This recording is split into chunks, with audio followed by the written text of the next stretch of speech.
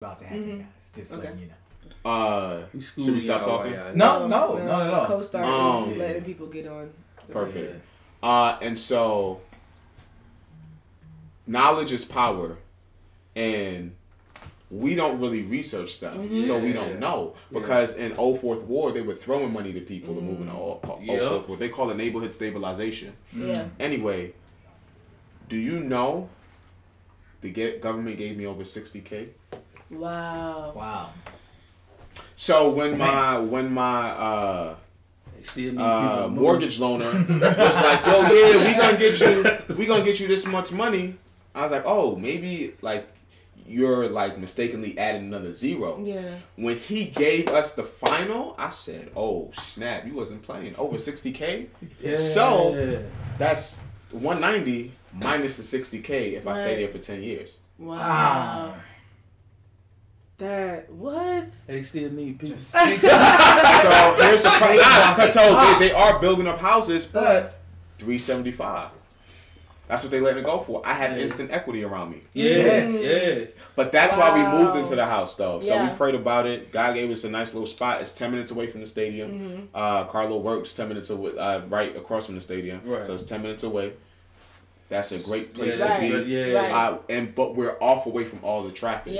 So you get in and it's a nice neighborhood, but you can get right on 75, 85. Oh, yeah, one of them little cubby holes, neighborhoods that they have around that area. Great spot. But it's just the one, you got to be willing to research, and two, you just have to know that the government is, well, I don't know about now with all the toss-up with Trump, but you have to know that the assistance programs out here, especially if you're a state employee or a federal employee or something, they throwing money, yo. Like teachers get well, HUD, I think they used to do it, they may still do it, but they were cutting your mortgage in half if you were living within a certain radius of the school that you were working at.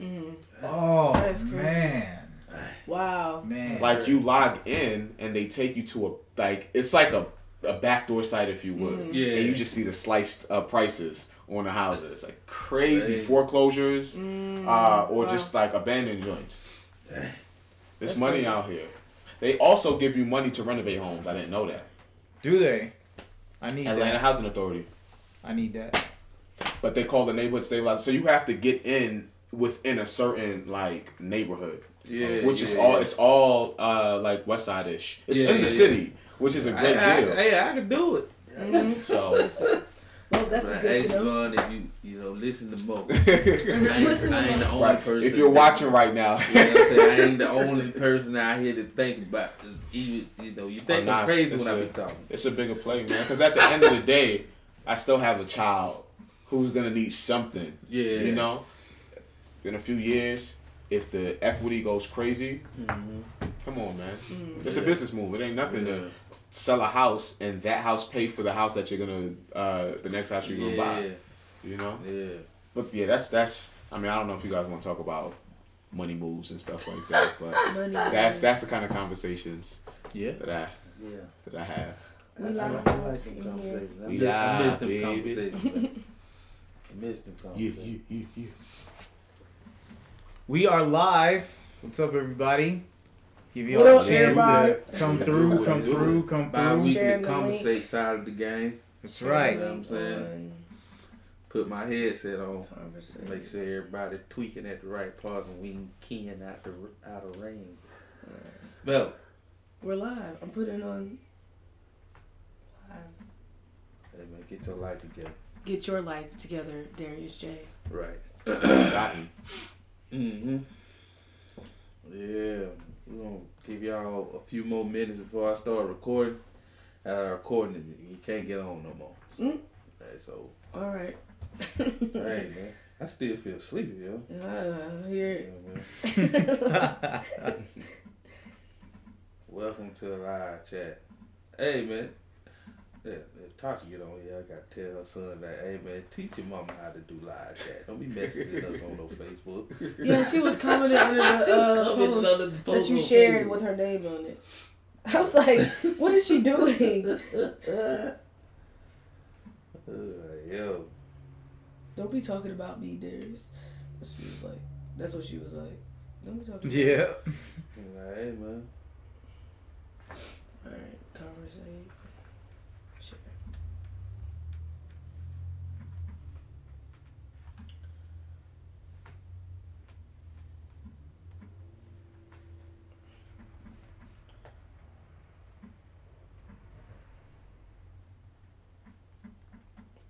Hey, Steven, you sharing this feed?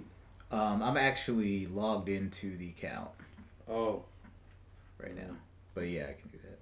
I just got on from my other Facebook account. Oh, no, that's fine.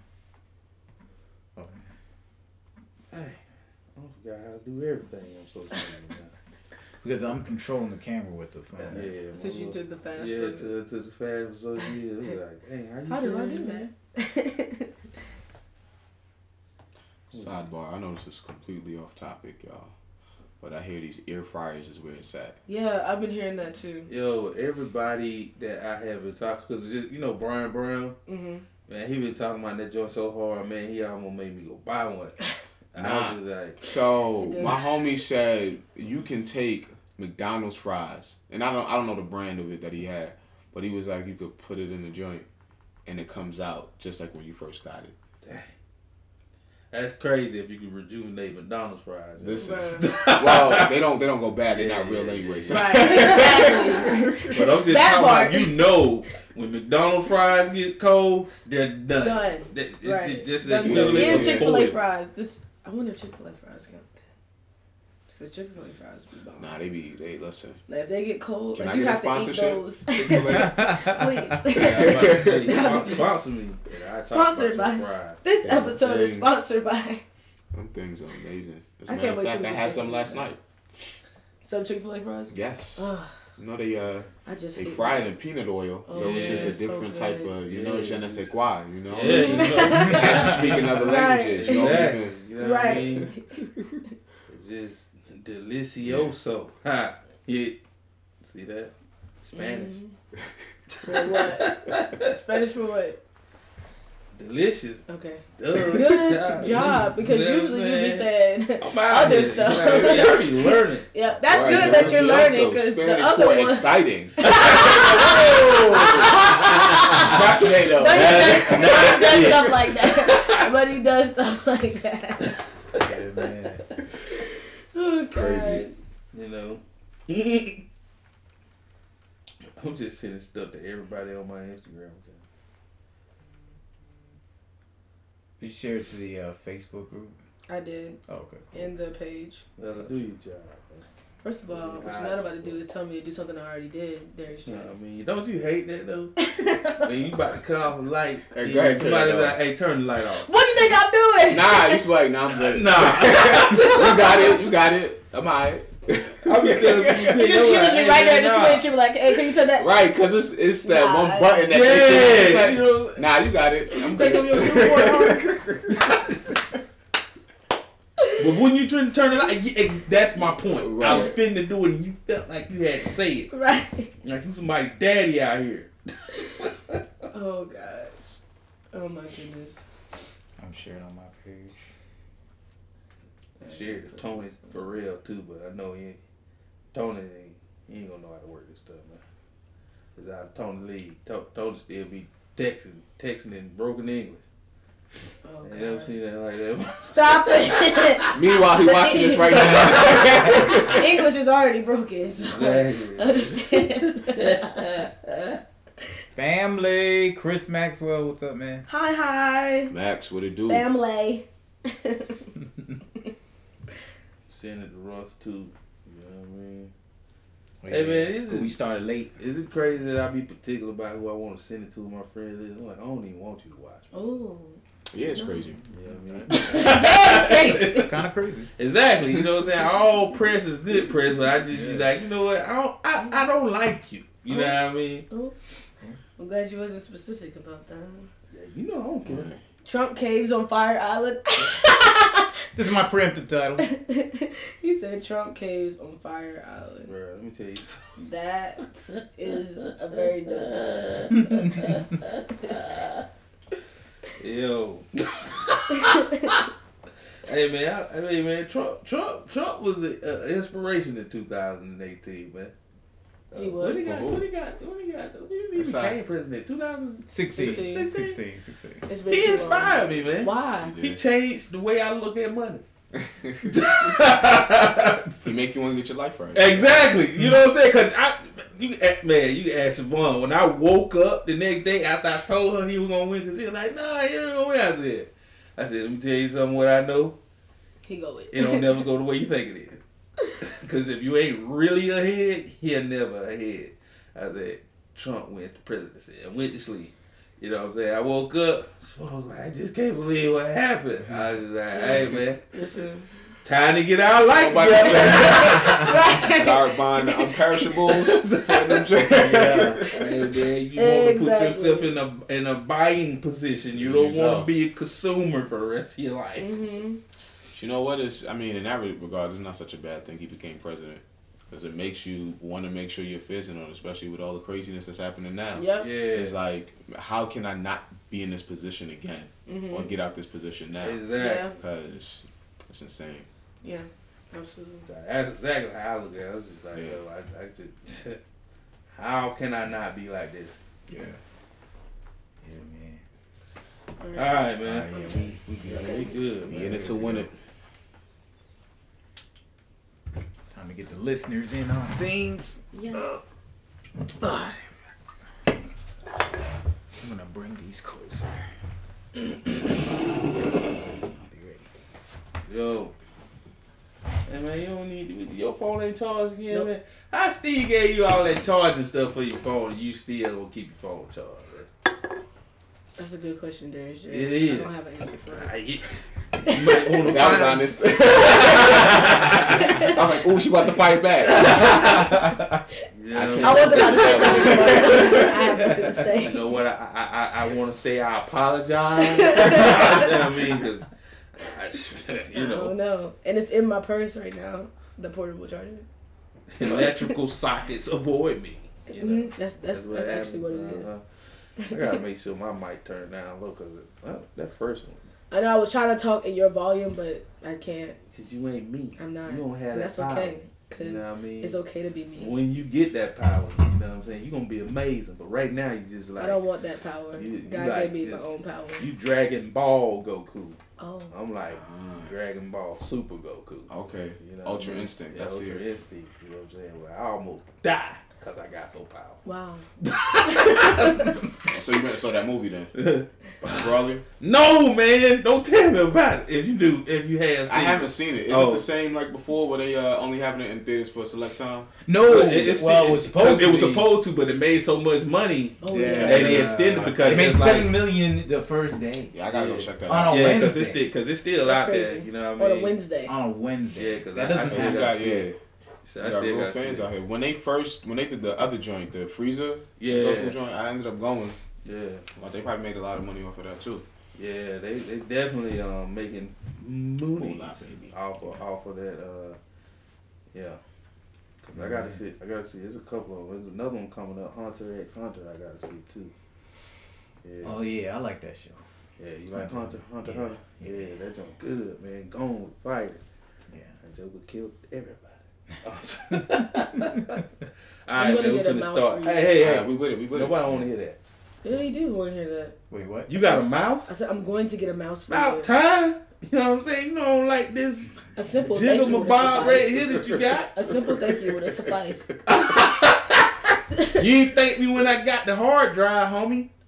I did when you I got posted this it. inner beef going on right now.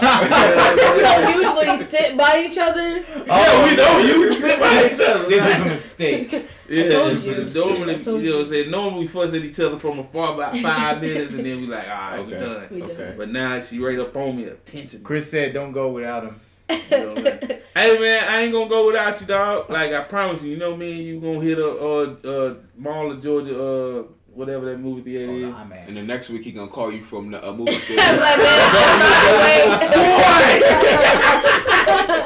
That joint was stopped. Fire, cuz. Like, Chris, you saw the movie? Never mind. You know what I mean? Hey, I thought about you. I looked at my phone and said, Dang. dang, man, I forgot Chris. All right, man, we're about to go right. L Let's get it. live. Let's That's get it. Spanish Let's for get it. live. Okay, see what I'm talking about? Pop the top. Y'all about pop the top. All right. I'm glad you popped your top. Yeah. All right, I'm ready. Let's get it. What up, everybody? It's your boy, Darius J. And I'm Stevie Neal. And this your girl, Mela G. That was new. And with special guest, Mo. Hey! I was expecting I did not expect that. All right. All right. 1, 2, 3. Hey! Your mouth smell like cottage cheese. How rude. I know. I was just playing. I can't smell your breath for real, but I just felt like saying. But yeah, this is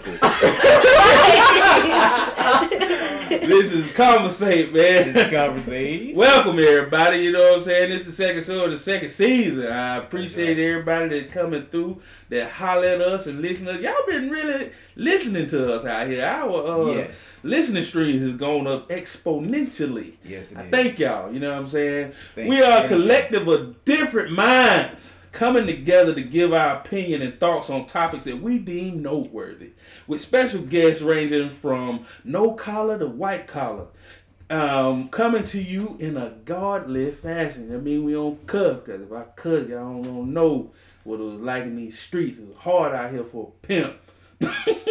So friends, millennials, countrymen, and country women, you know, we trying to be PC out here. Me too. Lend us your ears. It's all love. This is Convrs8. Convrs8. Yeah. Yeah. How you live? Melody. Oh, okay. Before I get into how I'm living, make sure that you are subscribed to this channel. Click the notification bell so that you can have more videos every week. Click that. Yes. Now that I've gotten that out of the way, how I'm living. Put that in the end. Yeah, but you have to do it at the beginning too. So. Yeah, man. You know what I'm saying? Yeah, you're right. Anyway, go. Anyways, so how am I living? I am living very well. Yeah, you know, because actually I feel like yesterday was the highlight of my week. Did you know you were padded the whole time? I was? Yeah. So, anyways. I don't know what any of that means. But yesterday was the highlight of my week for two things. One, I got to know Steve and his wife on a very intimate level. And You did that. We had snow crab legs. That was... Wow, off the top. Off the top. It's real out of here. I've been craving snow crab legs for a good month now, and that was encouraging to me. We still talking about snow crab. Yeah, we still talking about snow crab legs. Okay. Yeah. And today I made a 90 on my quiz for class. That's okay. You know what I mean? But 100 is better. You know what I mean? Real. So yeah, but I'm living good overall. I'm still excited about this year. Just really super grateful for how the channel has been growing this month. We are up to 88 subscribers on this channel. Yeah, we are trying to get to 100 so we can have that custom URL. URL. Say Euro. URL link. Euro. So. Those who are listening to this right now, please go to YouTube, look up Convrs8, that's CONVRS8, and hit that subscribe button and click the notification bell, please. Thank you. Yeah, do that. Do it. How you living, Stephen Hill? Steve, Thank you for that. Yes, as Mela alluded to, she got to know me and my wife, because you were shooting for your series. Yes, Cash. Confessions of a Spiritual Hustler. Mm-hmm. So we were one of the couples on there. So we just got to share our story, put it on camera. So that was great. And then this week, just, it was just a blur, man. I don't remember anything. Me either. you were hungry because I was hungry. Oh, you were fasting. Oh, yes. Thank you for that, alley-oop. Thought you would have used it for yourself. So, Kobe. But yes, we did a 3-day fast at our church. So, yes, that just... I think what I took from it was just being more studious. Like the time I have, I never think I have enough time, but I just found out that I do. And so now I'm just making more of a plan to be studious. That's always been my weak point. It's the studious, reading books, reading the Word, of course, but then like supplementing that with books and stuff like that. Yeah. So that was my week. How you living, special guest? Mo. I'm living all right. Decent week, raising a 1-year-old. It's always interesting. It's never a dull moment or a dull day. A lot of music, a lot of creativity. So it's good. It's good. I'm still on a fast, actually. Whoa. So that's been interesting. Yeah. Okay. And I actually feel much better than when I was eating all this trash out here. So it's making me think a little bit more. You know, it's tough, but I feel better. My tired now is not the same after eating chicken or all the preservatives and additives. So we'll see what that life is gonna feel like after I'm off this fast. Right. Yeah. Because it just take one hit of that on your tongue, and it's after that whole 30 in 2017, all unraveled. I remember that time. Right. I mean, that 15 pieces of lemon pepper. Wet. Yeah. Yeah. So how you living, Darius J? I woke up today thinking I had to go to work from a nap. An hour You know ago. what I mean? And, Literally today. I was not late. I'm gonna try my best to be on time tomorrow. I'm living good, man. You know what I mean? I was also too on the fast. I ain't drink nothing but the waters. You know what I mean?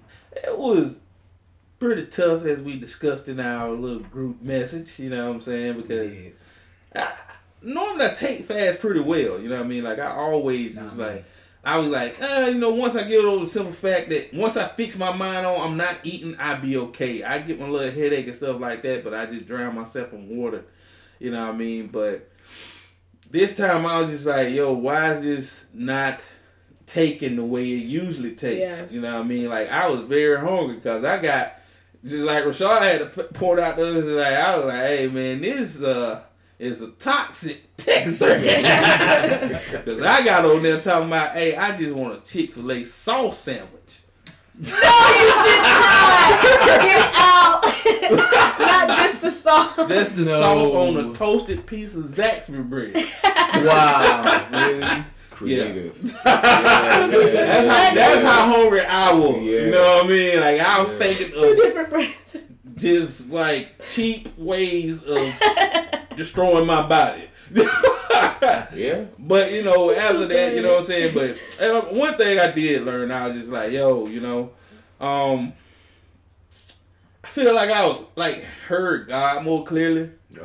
Because it's for one thing, I was just like everything I was doing, like I know one time I did not listen. Mm-hmm. It's just like my intuition was just like, hey man, you might want to double check that. Because normally it's some things at work I just don't look at. Mm-hmm. You know what I mean? I do it so often, I just don't look at it. Yeah. And then I looked at it, I'm like, man, that don't seem right, but it seemed right. Yeah. You know what I mean? So I was just like, I went on about my day. Right. Ended up having to double back twice for that one overlook. You know what I mean? So I was just like, dang, you told me. Yeah. Yeah. You know what I mean? And the rest of the time, everything I listened, just like even the way I go home, I took a obscure route home that actually got me home faster than the route that I normally. I just don't never think of going that way because I just like I don't feel like going that way. All them school buses and stuff like that. But I went, got home fast. You know what I mean? Avoided a wreck. Actually, it was a wreck on the other way home. Yeah. But yeah, you know what I mean? I found out if I just listen to this small, still voice, I might be all right. But you know what I mean? Amen. That's a challenge in itself because I like listening to me too. That sounds pretty good. You know what I mean? But yeah, that's what I learned. You know what I mean? I also too learned that I have a lot more time to do things instead of just posting my one-liners to provoke people on social media and and leaving people to hang out there in their own thoughts. Right. And when they come in under my threads, I just don't answer back because I say, you're kind of doing what I already said you were gonna do, but it's okay. You know what I mean? You don't know better. So, and I ain't gonna teach you better. Oh my God, Darius. But yeah, that's how I'm living, man. You know what I mean? I'm out here. So, thank you so much, Darius J, for sharing your heart. I'll be provoking y'all on social media. I just want y'all to know that if you keep coming, that's all on you, because I don't told you. I have revealed my secret. But I do be trying to make you think, though. You know what I mean? It ain't like totally out, and I do kind of reveal some of the things, but most of my social experiments, a lot of people take part in, they don't know the inside of. I be experimenting on you. So, yeah, that's the way I program. Experimenting. Wow. That's a good way to put it there. All right, so let's get into these topics. For today. So first on the agenda is the infamous 3-week government shutdown that has recently reopened. It ain't gonna do nothing. Thoughts? Oh, actually recently reopened until February 15th. Yeah. Hold up, we open but we closing again? Well, we don't know. It's like, oh, we're gonna open it until February 15th. But he realized that everybody's mad at him, and LaGuardia shut down. So now he's like, okay, let's. I had a different theory on that though. Okay, feed it to us. I think it's because of the Super Bowl. Ooh, that's you can't really generate money if people don't have the money. So, wow! I didn't even think about that. Smoke and mirrors. So it's only open for 3 weeks. It closes again, and you also know he has the power to I forget what it's called, but it's like an emergency. He can basically call for the funds immediately. Yeah, and then orders. Somebody would have to check him, like checks and balances, to say, hey, we can't do that. But yeah, I think there's a bigger play involved because he's really messing with a lot of people's money. Yeah. We talking about Robert Kraft, who owns the Patriots, right? Yes. We talking about Pepsi. Okay. Yeah.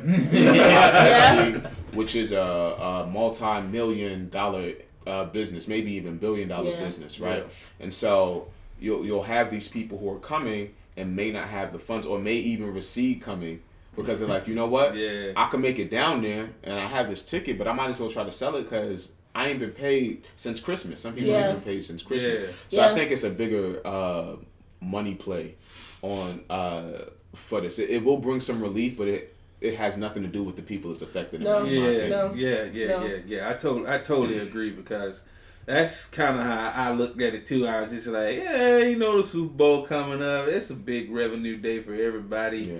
You don't want to get your supporters. You don't want to get your lobbyists upset because they attend sporting events and all that stuff. Well, like that. It's not just it's the biggest sporting event in the world. Exactly. Besides the World Cup. Right. Exactly. So you know what I mean. So you're talking about billions of dollars that get spent. And now we can't reap no profit off of that? Yeah. Come on, man. Because just like you got your, all your big, your big companies, Coca-Cola, Pepsi, all that stuff like that contribute to his campaign, you know what I mean? Like, and they miss out, you know what I mean? Because if you can't get people in place, it's just like they thinking about their financial infrastructure. It ain't about the people in TSA, none of them people like that. That's just, icing on the cake. Yeah. You say it ain't the cake. It's just like, we cover them too. We get them their funds and stuff like that. Release it to them. They'll be happy. But if they go back in February, it's the same thing all over again. Yeah. You know what I mean? So y'all might have to fact check me. I don't think they're getting back pay though. I don't think so. I mean, he mentioned it, but I'm not sure the validity of that. Yeah, I don't know if everybody's getting back. I don't think no. Yeah, you're right. Not everyone gets back pay, right. But there are certain government jobs where back pay, you're gonna get it, but not. Yeah, but not everybody. Which is crazy. Yo, if I was one of them people that was working for me, you got people going off right now, man. Oh yeah. Families, literally, people have not been paid since Christmas. Yeah, that's crazy. And if you happen to splurge on gifts for your kids and now you can't feed your kids. That's a problem. So mommy and daddy has to take this toy back. Exactly. You know what I mean? That is crazy. Yeah, I feel like because I listened to a piece of his speech. I didn't listen to the entire thing. But it's just so hard to kind of get through some of his speeches because he sounds like he's reading a children's book or something. Like, it's not really, like, enticing or anything. But I think one of the things that he was saying, it was something to the regards of, like, thanking those who have sacrificed their jobs as if, like, this was something that these people, American people, was willing, like, volunteer to do in support of his decision. And it's like, no, they didn't. They didn't want to not work. You know, and so the fact that he kind of, like, just, you know, offered that as a suggestion or just, like, you know, these people were willing to do this before a greater cause, which was building a wall. And it's like, no, you didn't have your way. And then now, for me, I felt like, well, you didn't have your way. So, of course, you got to open it back up. But then you think about the Super Bowl, which is something I didn't immediately think about. I was like, well, that makes a lot of sense. It's tough. It's tough. And see, you know what I mean? Just like another thing, you know what I mean? Like, a lot of people had to get out here and hustle by other means, you know what I mean? And do things that, you know, like I tell people, that stuff like that jeopardize the whole infrastructure of a family. You know what I'm saying? You got single moms out here that's their only job. You know what I mean? You got fathers out here that's their only job. That's all they've been pouring their time into and stuff like that. And you got some people that out here been coming up from it because some people like, yo, I'm going to start my little business now. You know what I mean? But it's other people that, you know, that's like I tell people, that everybody ain't got that kind of, that hustle mentality. You know what I mean? A lot of other people just going to fall through the cracks, so they say. You know what I mean? So it's just very hard for, you know, people not to be hurt because everybody was like, oh man, you know, there's that pull yourself up by your bootstrap mentality. Like it's just like it's another job out there for you. It's like, what if you don't got no boots to strap up? Exactly, you know what I'm saying? What if I'm a bootless guy? You know what I'm saying? I've been walking to work barefoot. You know what I'm saying? So what you talking about? You know so it seems like it's two different perspectives. You have one where something is taken away from you that you've invested all your time in, but now that it's been taken away, it gives you this opportunity to actually make an opportunity because, you know, that's where people, you know, started their own businesses, like the two women that started the cheesecake business.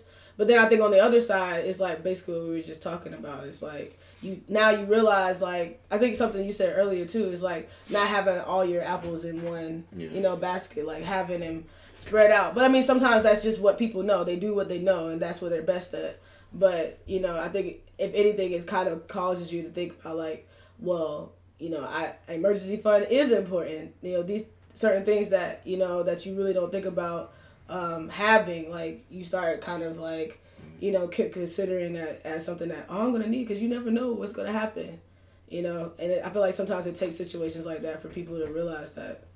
Yeah, it's a real life thing. He's messing up, like, life plans right now. So, y'all know my wife is a lawyer. She works under a federal judge.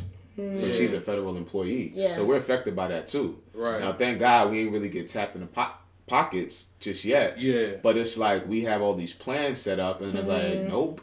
You better put that stuff aside because you don't know what's going to happen tomorrow. Exactly. And so if they don't come to that settlement agreement on the 15th, we will be in the number of everybody else who just has to figure it out. Now, thank God we are able to figure out like other opportunities. It's two of us raising a child, so even if she can't work, I mean, that's instant child care anyway, so that saves us money. I can go out and hustle and get some money, different stuff like that. But then what about the people who don't have the opportunity? I think that's the other piece to it, too, where people have started businesses, which is dope, but some people don't really have that opportunity. And that's what I'm saying, because even like you alluded to earlier, you was just talking about, like, yo, what if them people already don't splurge their money out for Christmas? Like, it's going to be February. Yo, you have been moneyless. For taxes not coming back. You know what I mean? Like a whole bunch of stuff. I mean, I heard they were coming back, but I don't know how factual that is. In fact, the IRS came out and said that the refunds will happen. So, I think this whole thing is smoke and mirrors. Bro, me too. They're a federal entity, and if they still had the money... Come on. But that's a whole nother. So Alright, so I really wasn't gonna talk about it and bring it up. But here we are. Drumming up a bunch of fear and worry to drive action a certain way. So martial law is a real thing, and I don't know if you guys have ever like here, Trump, we'll give you a wall into all of that stuff. But I do think somebody on Instagram said it. It wasn't eloquent, but they were like, "It's all fun and games until people are running up in houses now, trying to really feed their families because there really is no other way." Well, when it gets that way, you know, I don't know if you guys know about martial law, but basically the military is now the authoritative figure, and like the. Right. We're a military state. It's military first, and then government. And if you don't know what that is, you just look at some of these third world countries that have that type of stuff going. It's not fun. Like you got curfews, right? But I'm not a conspiracy theorist. I just look at facts, and I'm like, what you're doing doesn't make sense to me because people are crying out to you, and it's not Democrats that are saying no. Republicans and Democrats are saying no to you. So like, what's the bigger play? Is it really to keep people out? Because we could build a wall. The wall is not going to be done in time for them not to traffic. And once it's up, they're still going to traffic. Right. It's probably crooked people that you hired to run it. So, like, what's the real plan? Right. So, I do think that there's a bigger play, but I do believe in God. Like, God is way bigger than all of that. So, he got us through this all. But I do think it's smoke and mirrors. Yeah, and that's why I tell people, like, most of the time, like, even lately, and even like we was talking about earlier, like, I was just like, yo, it's just... When he became president, I knew it was time to prepare. Like, something inside of me just said, yo, prepare for your next 5 years. You know what I'm saying? Because if you don't, some things are going to happen. You know what I mean? And I tell Savon, you know what I mean? Like, I was just like, yo, I'm telling you, man, like, most of the time when I get these feelings, God ain't pointing me in the wrong direction. You know what I mean? So I'll be like, yo, we gotta do what we gotta do to get on top of this. You know what I mean? Like, you have to prepare, man, because I know you want to keep on living your life. Like, the government ain't the way it is. It says it's supposed to be on paper. Right. You know what I mean? All these constitutional laws and all that stuff like that, bylaws and stuff like that, they say it's supposed to work, but more often than not, you see them not working in your favor. Yeah. Because if they're working in your favor, it wouldn't be these shutdowns and stuff like that. Now, you need to stop putting your hope in government, and you need to try to go ahead and regulate your life now in the part that you can, and be prepared to have to do what you have to do in order to survive this thing. Because it's like you said, it's all smoke and mirrors, man. Like, these people out here playing games, and it ain't really a game for us. It's just a game for them. They're just playing chess with each other, or checkers or whatnot. You know what I mean? And they moving the pawns as will, and whoever it hurt. You see that now. Yeah. But, you know, you still have people that are going to, like, rock with the foolishness. You know what I'm saying? Because it's like, more people are sheep, you know what I'm saying, than you think they are. You don't think that, people don't think for themselves, because they think, you still have a baby boom generation that think everything that's on TV is true. Right. You know what I'm saying? You still, because it's like, everything, like, even my grandparents, they used to look at TV and think that was just like the gospel. They said it on TV, and they wouldn't do it. Just like we now look at the internet, like, oh, if it wasn't true, it wouldn't be on the internet. Right. But then there's people that's, they're heavily invested in their reality. It's not just maybe, they feel it's not simply a choice. It's like, okay, the reality they believe benefits them. So they are heavily invested. But does in that. They think it does. Exactly. They think it, or it just might benefit them. Maybe nobody else, but them. But it like benefits their sanity. You know what I'm saying? You're right. Yeah, that's what I want to say. It benefits their sanity. Because it's some people that like find out things that are not true in their reality, and they unravel. I see so many people with different just life, you know what I'm saying, things happen to them. They unravel for a period of time, and you be like, well, you didn't know that was real. Like, you was out here believing that, like. But you have to know that some people they blind themselves to truth for they can keep on living. Yeah. I mean, that's why I tell people that's what make people riot and go crazy, because once that whole facade that was in it, once somebody do like that and clear the smoke, they're just like, they were like, what do I do? It's like meeting Freddy Krueger for the first time. You know what I mean? It's just like, hey, now you face with your nightmare. What you gonna do? Right. Yeah.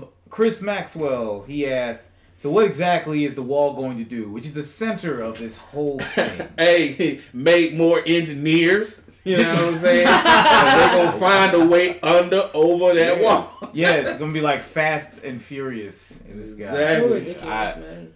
Yeah. So it makes me think of a meme that somebody said. It says somebody sent that child some Legos so they can build that wall. Well, so my homie, through this theory, what if the wall is not to keep people out but to keep people in? That's what I always say. I keep telling you, I keep referencing that old CeeLo Green line and that Goody Mob track. Like, what if it's put up to keep us in? Damn. Not keep the crime out, keep us in. Mm-hmm. You know what I'm saying? And that's why I tell people, it's like, you don't build, because they have border patrol and all that stuff like that. You don't build stuff like that to try to keep people out. You build stuff like that to keep people in. The Great Wall of China, so you can protect what's inside. Exactly. It ain't for, and people think like, oh yeah, but and that's, I don't really want to go in that military thing, because I would go so deep on these people. They'd be like, hey, man, crazy. But anyway, you know what I'm saying? But that's what that stuff is in preparation for, because it's control. Border walls and stuff like that, all that stuff like that is for control. That's why you got border lines on your map, if you don't believe it. You know what I'm saying? For they know what area they control. Wow. You know what I'm saying? Like, that's what all that stuff for. It's just, that's why people draw lines for things, is for control. It ain't drawing lines, because even like your boundaries that you have with people, you put that line there to control what comes in and what comes out. Right. You know what I mean? Like, you are in control of that. But that's what I'm saying. Like, hey, man, y'all, man, never mind. So hypothetically, if this wall was to be built, and the next person that's in office, can they tear it down? Well, it wouldn't make sense to tear it down, but you have to understand we're only halfway through his term right now. Yeah. Right? So I think that more chaos is going to ensue. That's going to be more pertinent for us to look at than a wall. Well, I mean, look, the election's next year. Yes. And so whatever funding comes through for this wall, I mean, I think they wouldn't begin maybe till 2020. And then by that time, if he doesn't come back, which is probably a high likelihood, to be. Let's hope. Who's gonna they can just dismantle whatever bill he puts in place. Look at my face. Let's hope. I think, and I've actually told somebody this. I said, if Trump gets reelected, mark my words, it's a wrap. I'm done. I'm going to Canada. People are going to go crazy. Yeah. Let me tell you something. I'm going to Canada. Let me tell you something. Let me talk. I got to make sure I talk in the mic.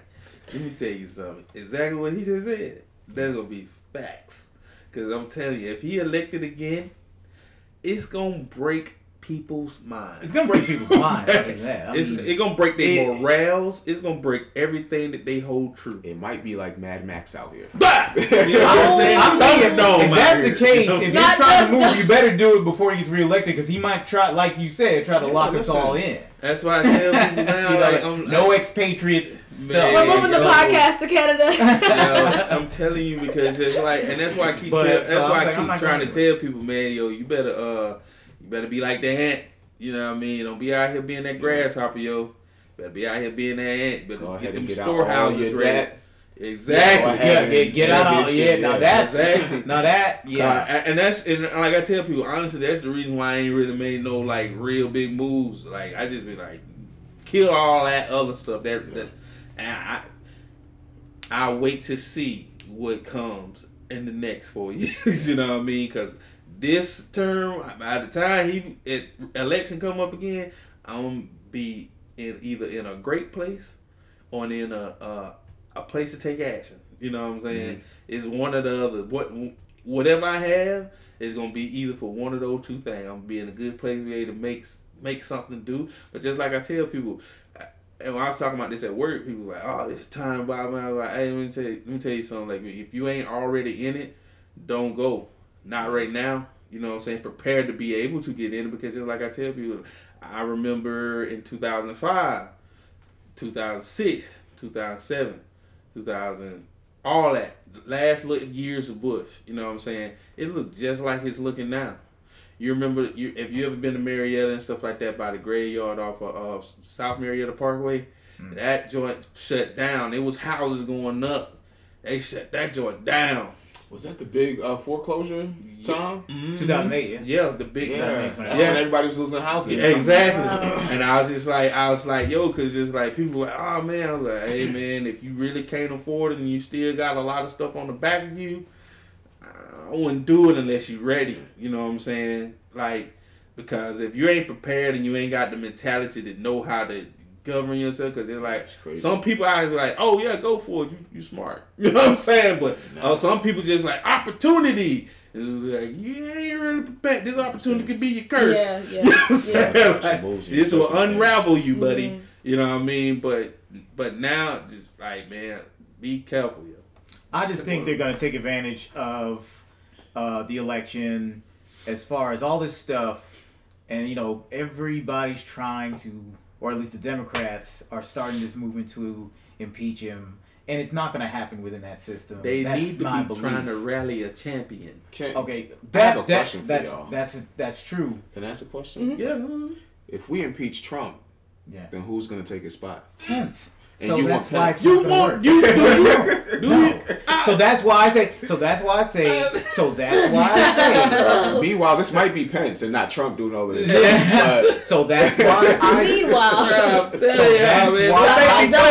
y'all keep dancing around this. I'm gonna jump on this thing now. I'm telling you. So that's why I say the election's the perfect time to somehow block him out from getting back in office. But who is the champion? They're going. Look, it's in the works. It's supposed to already be here. Because just like I don't think so. That would be too easy to call. Let me tell you something. Back to the mic. Let me tell you something. Because every other election, when did Obama start his campaign for presidency? What do you mean? When did you know Obama was gonna run? Yeah. I mean, it was kind of buzzing in 2004 when he was a senator. Mm-hmm. And the previous election before that, when did that person start putting their name out there to become the electoral candidate? It's almost right after somebody gets sent. Exactly. Yeah. And this time it ain't happening. We don't even know who out there. We keep saying Hillary or Bernie. Bernie, Kamala Harris. Yeah, them people crip keepers. They would die if you hit them in the back of the neck with a bag of sand. You know what I'm saying? Julian Castro. Get out. You know what I mean? But that's what I'm saying. Who is he? I ain't never heard of him. You know what I mean? Director of HUD before. Man, I don't know that guy, man. You know what I'm saying? But just like, that's what I'm saying. Like, we don't know. We don't have, because normally it'll be 2 or 3 definitive people that is like, yo, I'm gearing up to be the president. Woo, woo, woo, woo. Did we call Trump like before 2015? Did we call Trump legit like this was gonna happen? No, it's subversion. It's gonna Well, but we thought it was a joke though. Yeah, that's what it was. He was still out there though. He was still out there, but we just thought it was a joke. And that's what I kept telling people. I was like, because somebody said the same thing. No, but we didn't take him seriously. Right, we thought he was joking. And the thing of it is, like, I kept telling people, I said, I take him serious. I think he is for real. I said, because he keep doing it. You know what I mean? And everybody that's trying to be president is actually arguing with him. You know what I'm saying? So it must be a real possibility. Mm-hmm. You know what I mean? But the thing of it is, he willed himself into this position because people just think they just gave up. Why would they give up on somebody they didn't want to be in house? You know what I'm saying? Yeah. Why would they just say, oh no, this is a bad decision, let's go with this guy? They didn't. You know what I mean? Because they're just like, oh, he'd be good for business. You know what I mean? We'll make some money because just like I tell people, all this money's been flowing around and stuff like this. People, businesses, and get flourishing, you know what I mean? Like, that ain't for no reason. People like, Barack Obama did all this. Barack Obama put in action the things that was already in play. He just was the person in the house, in the seat at the moment. And just like right now, Trump riding the wave of the wave that's already in the moment. It's just like the ocean, man. You know what I'm saying? It rises, it falls. It's been like this forever. We had the Great Depression. You know what I'm saying? Then we had struggles after that. I forgot what the other one was called in the early 70s or something like that, had another struggling time. No, 60s. They had another struggling time. Now, it's finna come up again because we've been riding the highway for 12 years almost. It's coming again. That's why I keep telling people. They're predicting 2020 or something like that. That it's about to hit. Exactly, because that's like that's why they say, "Oh, the bubble's gonna pop," because somebody keep blowing bubbles. You know what I'm saying? And just like I tell people, this, the money that we have, it ain't backed by nothing. All that gold and Fort Knox don't back that dollar. Mm-hmm. That's why the dollar don't has the value of 33 cents. Your dollar is actually worth 33 cents. It used to be 33 and a third, by the way, but now it's 33 cents. You know what I'm saying? And a lot of anyway, man. So Chris, anyway, we got a question out there. Is like, do they really want somebody who actually knows what they're doing? You know, to the point of this conversation. No, they want puppets, man. Yeah, I think Mm-hmm. I said we're gonna be a right guy. Got us. He puts people in authority. Exactly. That's what I'm saying. I think we're gonna be straight. Just we got to take care. We have to be wise though. I do think getting out of debt, working like the ant. Yeah. Like Darius is talking about, like really making smart moves and not squandering, because really we can't rely on the president to take care of us. That's what this whole thing is showing. And that's what I keep trying to tell people. Yo, the government ain't here to take care of you. You can't allow the government to take care of you. You cannot allow it. Because our government is not like other governments. You know what I'm saying? Because just like even in the UK, the government over there scared of the people. Because they'll ride and tear that whole place up. What was it? Libya? Is that where it happened? Yeah. Where they just, it's a wrap. Yeah, they were like, oh, so you think we playing? We're going to kill people. We're going to torch things. We're going to torch them. They even had to respect the prisoners that were tearing up that prison over there that time. They were just like, man, give them what they want, because if they break out, you know what I mean? It's going to be a wrap. But our government ain't like that. Our government is all about fear. You know what I'm saying? It's like, scare the people into, you know what I'm saying, obedience. You know what I mean? Like, it ain't about, you know what I mean, building people up. And a lot of people think like, the government's supposed to take care of you. Yeah, that's what they put on paper. But the funny thing about paper, you can erase and add. Mm-hmm. You know what I mean? So just don't take care of yourself. You know what I'm saying? Mm-hmm. Build your family up. Yeah. Believe in God. You know what I'm saying? Because He's going to take care of you in the end. No matter how bad it is. It's like I tell people like, hey man, if you don't know how to farm or grow nothing, you might want to read some books. Mm-hmm. I do. You know what I mean? I give you a class for $50. You try to hustle before the recession. On that note, I'll sell you some tomatoes and some cabbages. You know what I mean? I'm so done. On that note, we're going to switch it up a little bit. Time to talk about this the darkest we ever. I did that? No. Nah. It's always in the back of my head. So, I don't know. Was it this past week or... Anyways. So, Netflix has a new documentary talking about the Fyre Festival. It's murder. In 2016. Headed by Billy McFarland and Ja Rule, a.k.a. Jeffrey. Hey, man, Slick Billy is the man. I don't care. Ja Rule is for real on this? Yeah. Watch the documentary. He was all the way. He didn't get taxed for this? Watch. Wait. He might be back in there, you know what I'm saying, singing them bars and stuff like that. So I'm gonna give my perspective of what I feel like it was. So basically, this was the concept behind it was basically building a website for people to be able to book like different artists for parties, events. Or whatever, media personalities. Yeah. So it seemed like a good idea, like as far as having a place where you have access to all this information, these different packages that you can, scroll through and be able to book these different personalities at any time for whatever event that you are, heading, hosting, whatever. Without all the convolution of exactly. Yeah. So, it's so many different layers to this. So they came up with this idea in order to launch the product is to do this festival, which is called the Fyre Festival, and in the Bahamas. In the Bahamas. Yeah. So, but their plan was not Pablo really realistic. Escobar Island. And the thing was, even with that, they told them that not to put that in the advertisement. They didn't what want they did, that. Yeah, they put it in the advertisement, got kicked off the island, and was forced to find another island to host this event within 45 days. Well, they were trying to capitalize because Narcos was like a big thing right in 2016. So Right. I bet you they tried to capitalize on that buzz. All the hashtag Narcos out there and Pablo and all that stuff. Yeah. And they got burned. Yeah, because the people specifically told them not to put Pablo Please Escobar don't. We're trying to distance ourselves from that history. Trying to give what another about image. them cheese sandwiches though? Stop it! That orange card that y'all had to put on social media, the hashtag to grow the Fyre Festival and stuff like that. That was that piece of cheese that was on that bread. That was that piece of cheese. It was just like they already had prepped y'all for the struggle that was that. Well, so that was a joke. Yeah.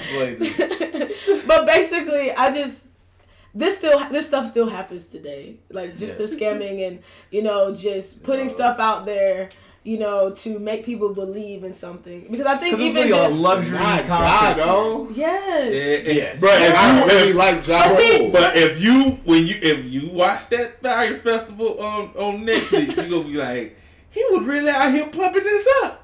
That's he was. Listen, I feel like Billy was the mastermind, and Ja Rule was the hype man. He didn't understand. He found him a puppet. I'm not right, so I'm not going to believe that he was 100% in on it. I think that he thought that, hey, if we're gonna do this big festival, I'm not in my heyday anymore. Let's be real. Right. So I can get behind this. Yeah. And still be able. Yeah, because he just had got out of prison too. Yeah. You know what I mean, Okay. and that's the thing.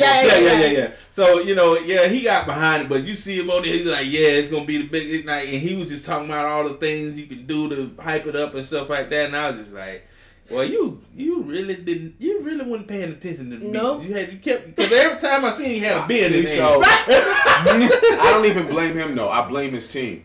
Yeah. His team was dismantled. You know what I'm saying? He really have a lot of people around him after he got out of prison. You know what I'm saying? Because that whole little thing had kind of broke everything up. You know what I mean? So he really kind of came out and somebody had an idea to put him on. He was like, I'm around this guy out here paying money. In jail Yeah. Exactly. So, you know what I mean? So he was rocking with it, you know what I mean? And then Slick Billy, you know what I mean? He was out there like, bruh, all the power of the almighty dollar. Bruh, let me tell you something. All the people, bruh, when you start listening how hard he, because they got a one on Hulu, and one on one on Hulu. Watch both of them. That's all I say. Watch both. You know what I'm saying? Because you be like, that thing fit together like a puzzle piece. Because once give you the feeling behind it, like the one on Netflix, give you the feeling behind it, like how everybody was hurt and stuff like that. The one on Hulu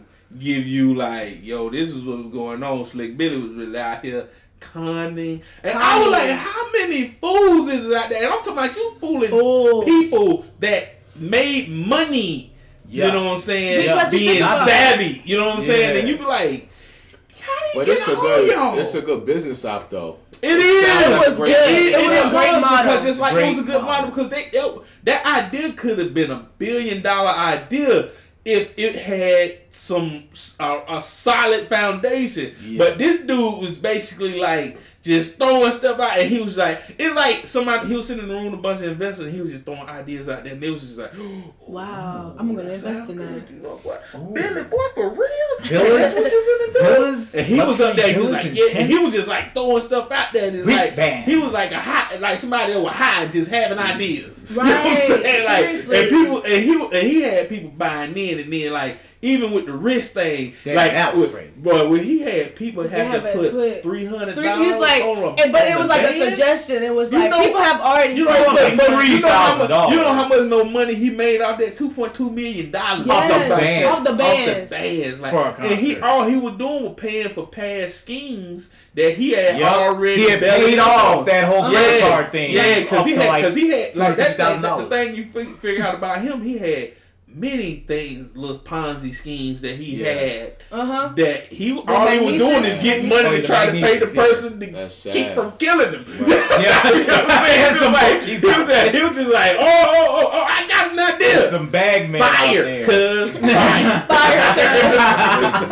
I think this also made me think about the power of influence and then the power of social media as well. Bruh. Because you think about it, not only just how the packages were marketed as far as like the villas and the tents and things like that, but then you had people so there was this one particular guy that was trying to actually expose the festival before anybody even he was in on it. He was put out. He was like, he spent money to go fly down there to get actual footage of this island that they were saying that it was supposed to be private or anything, which was actually just a piece of a land of a rural island. Like it wasn't even they basically on the map they took all the extra land off and made it like this was this private island type of. I wouldn't have believed it when I saw Ja Rule walk in the room.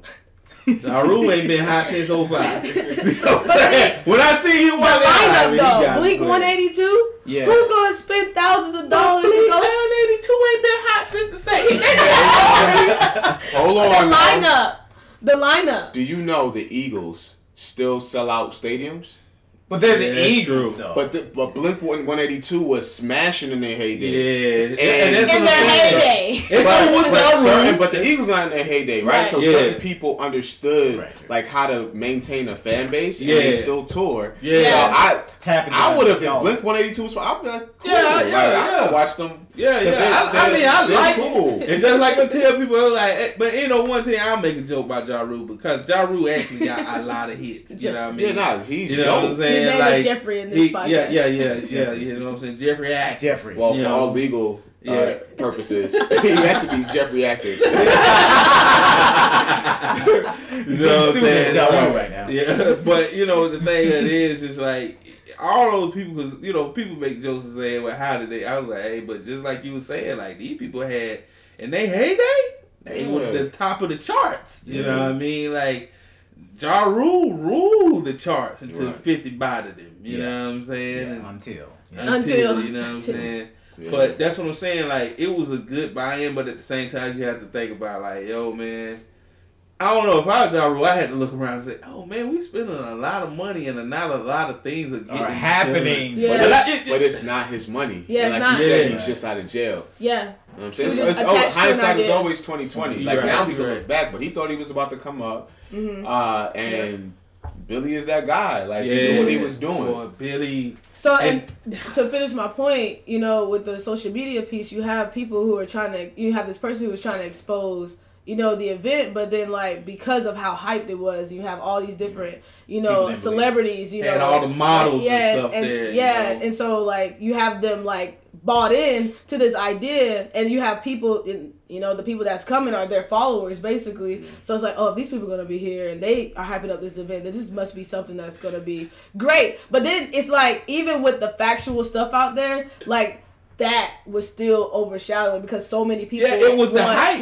But he built the biggest hype machine I ever seen in my life. They want that life. They want to be a influencer. They want to be at the biggest event. If this person, who was it? It was a Kardashian, right? Kendall Jenner. Kendall Jenner. Yeah, they paid her $250,000 to post one post. Yeah. And that joint went crazy. Viral. You know what I'm saying? One post. Paid her. I don't know how much they paid her. $250,000. Yeah. Can I get $250,000 for one post? Please. That's what I was. Exactly. As long as it don't compromise what I believe. Exactly. I post. Come on. You know what I mean? It's Fyre cuz out here flame emoji. I've been waiting for you to say that. It's Fyre cuz. I be out here, I'm telling you, I be out here just acting like I had my little piece of cheese holding up dog. Cheese sandwiches on that. This cheese come from unicorn milk. Yeah. Oh my God. See, I just wish he used his mind to really do something positive and not do that. But that's the thing about it. And that's what I kept saying. I was like, this dude is so smart. Yeah. That he keep generating money.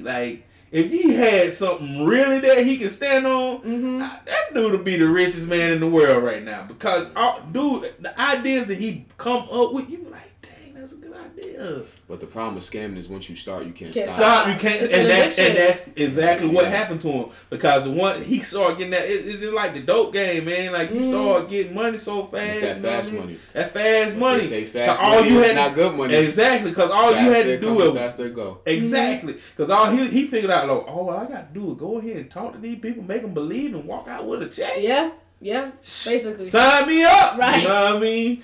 And then the crazy thing is, he's out on bail. And he starts his whole different entire company. Ticket company. But he has. And he still made money. He still made money. But it's people like still bought into people it. caught on that this is the same person. He was selling tickets for Grammys, for the Grammys, Oscars, for Hamilton, for the Met Gala, which you have to be invited to. You have to be invited to.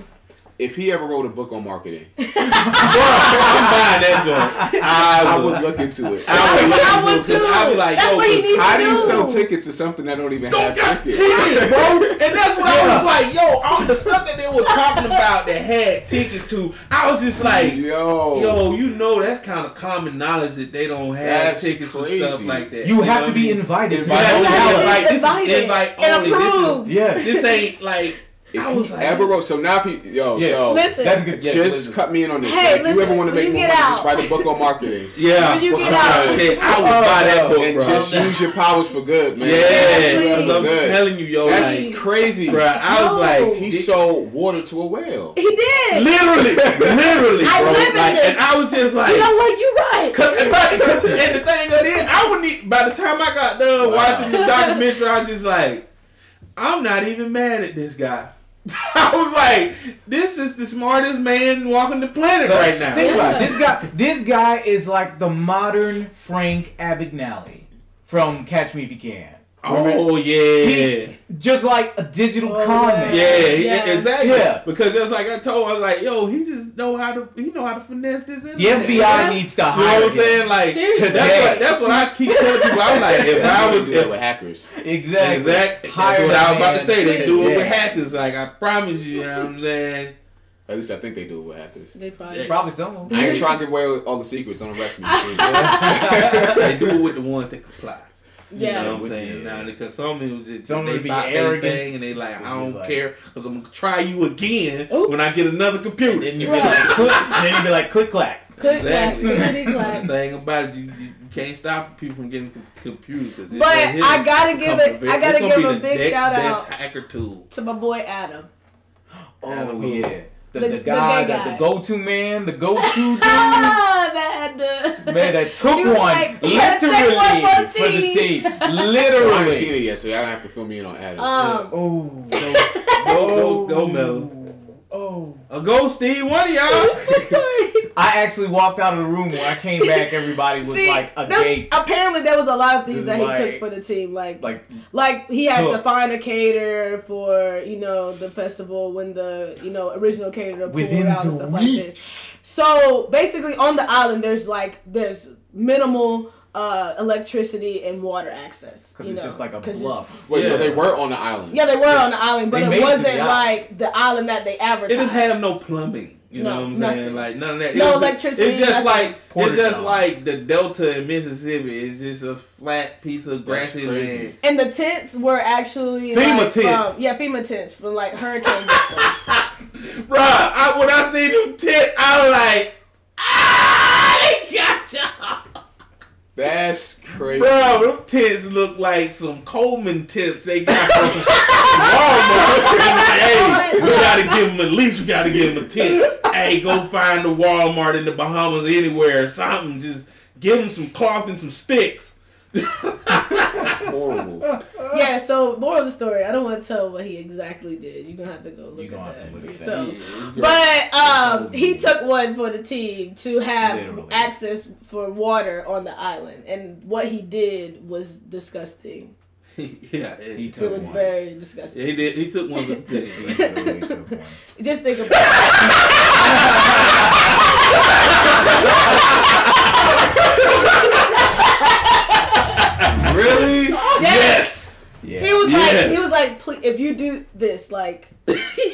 like you would be a lifesaver basically. And he was like, Billy asked him to. Yes.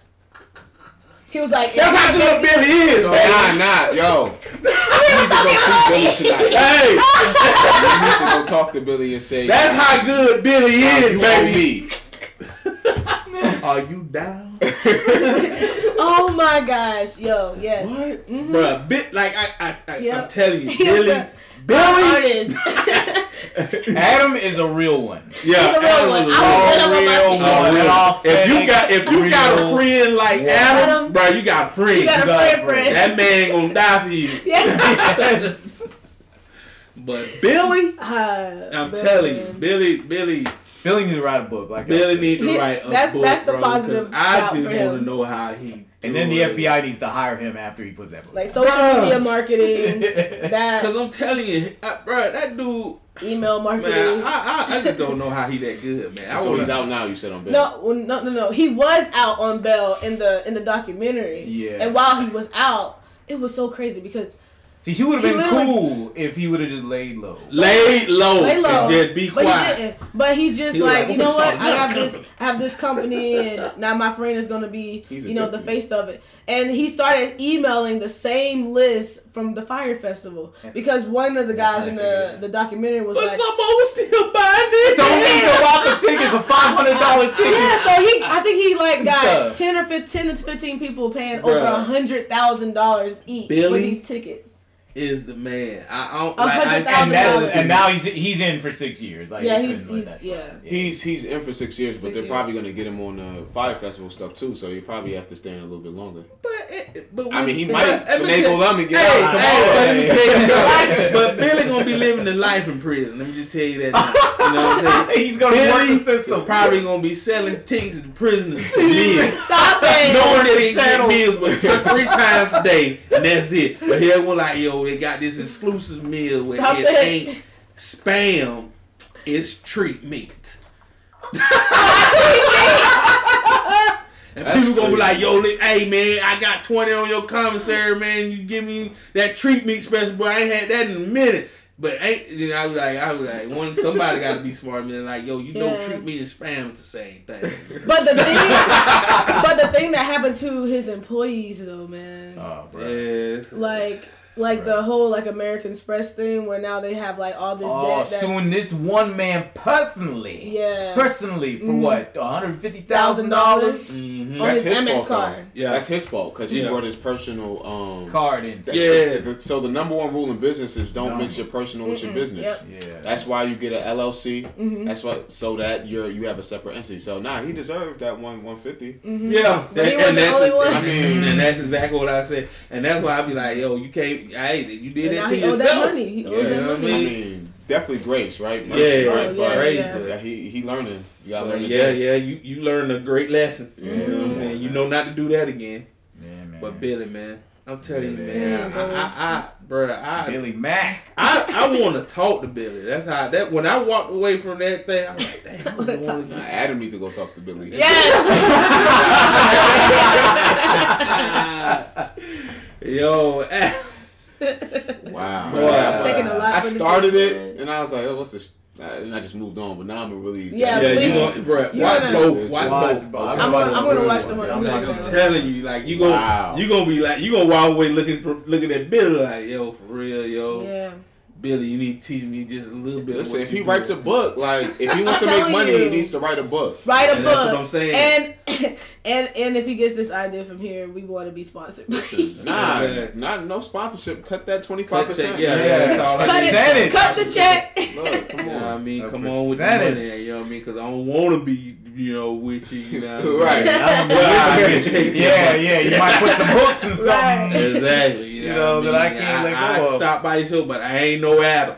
No. Absolutely not. Let me go ahead and put that out there right now. I'm not Adam. We are not a real one. No, exactly. Not like that. Crazy. Right. Yeah, absolutely. Woo. But, oh, guys. Okay. Dang, Adam, man. I'm sorry, man. I'm praying for you, bro. Come on, man. Traumatic experiences, man. I'm praying for you, Adam. I'm praying for you, man. But we have special guest Mo here today. I ain't never been that real before. Like, one of us got to die, and it's not me. Come on, man. Oh, gosh. Ooh, Adam. Before we get into this interview session, make sure that you're subscribed to this channel. Yeah. Yes. If you are here, you're listening, go to YouTube. Be a real friend like Adam. Convrs8. That's what kind of subscribers you looking for. That's Convrs8. Put it into the search of YouTube, Convrs8 Media Collective. Subscribe, hit the notification bell so that you can get this amazing content that we're putting out there. Amazing.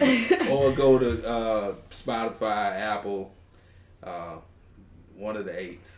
I just named 2 big ones. And Anchor. You know, Anchor, Spotify, Apple, Google, Breaker. We on those. We on We all own of them. it. We own every pod thing platforms. except for Podbean, Castbox. Right. You know what I'm saying? But yeah, check us out, like us, rate us. You know, give us 5 stars. If you can't give us 5 stars, go back to sleep. Oh.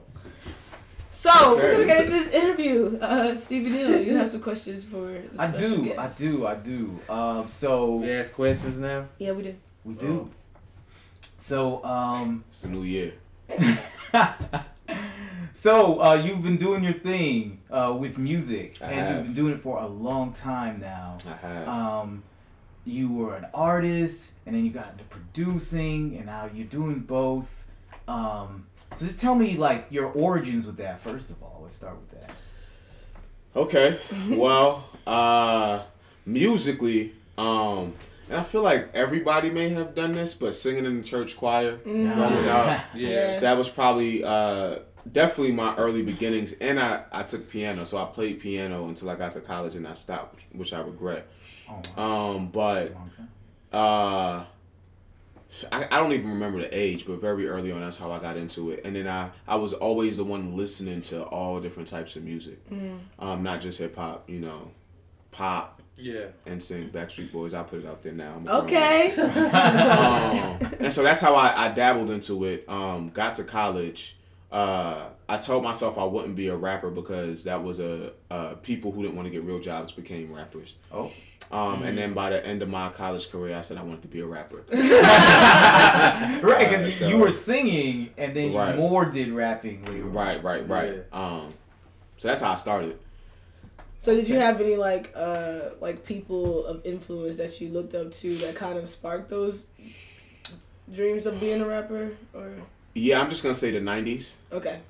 Like, Yeah. if you, That's the best years. if you talk about the Ja Rules, the Jay-Z's, the 50 Yeah. Cents, the Joe Buttons, the Yeah. all of the, you know, T.I. Yeah. Yeah. And I was very early T.I. Yeah. Like, Yeah. what was it, trap music? Yeah, trap music. I'm serious and all that serious. stuff. Oh, like yeah. that. Serious. You know, Trap music was his breakout one though. all of that. Yeah. And so those people just kind of inspired me. But because, and then, you know, you got your Stevies. So my favorite singer of all time is Brian McKnight. I really love Brian McKnight records. I think he does a great job. And even now, if you hear him sing now, he's crazy. Yeah. And so I was pulling from different singers, and rappers and producers, I guess, because I'm listening to the music that they created. So Yeah.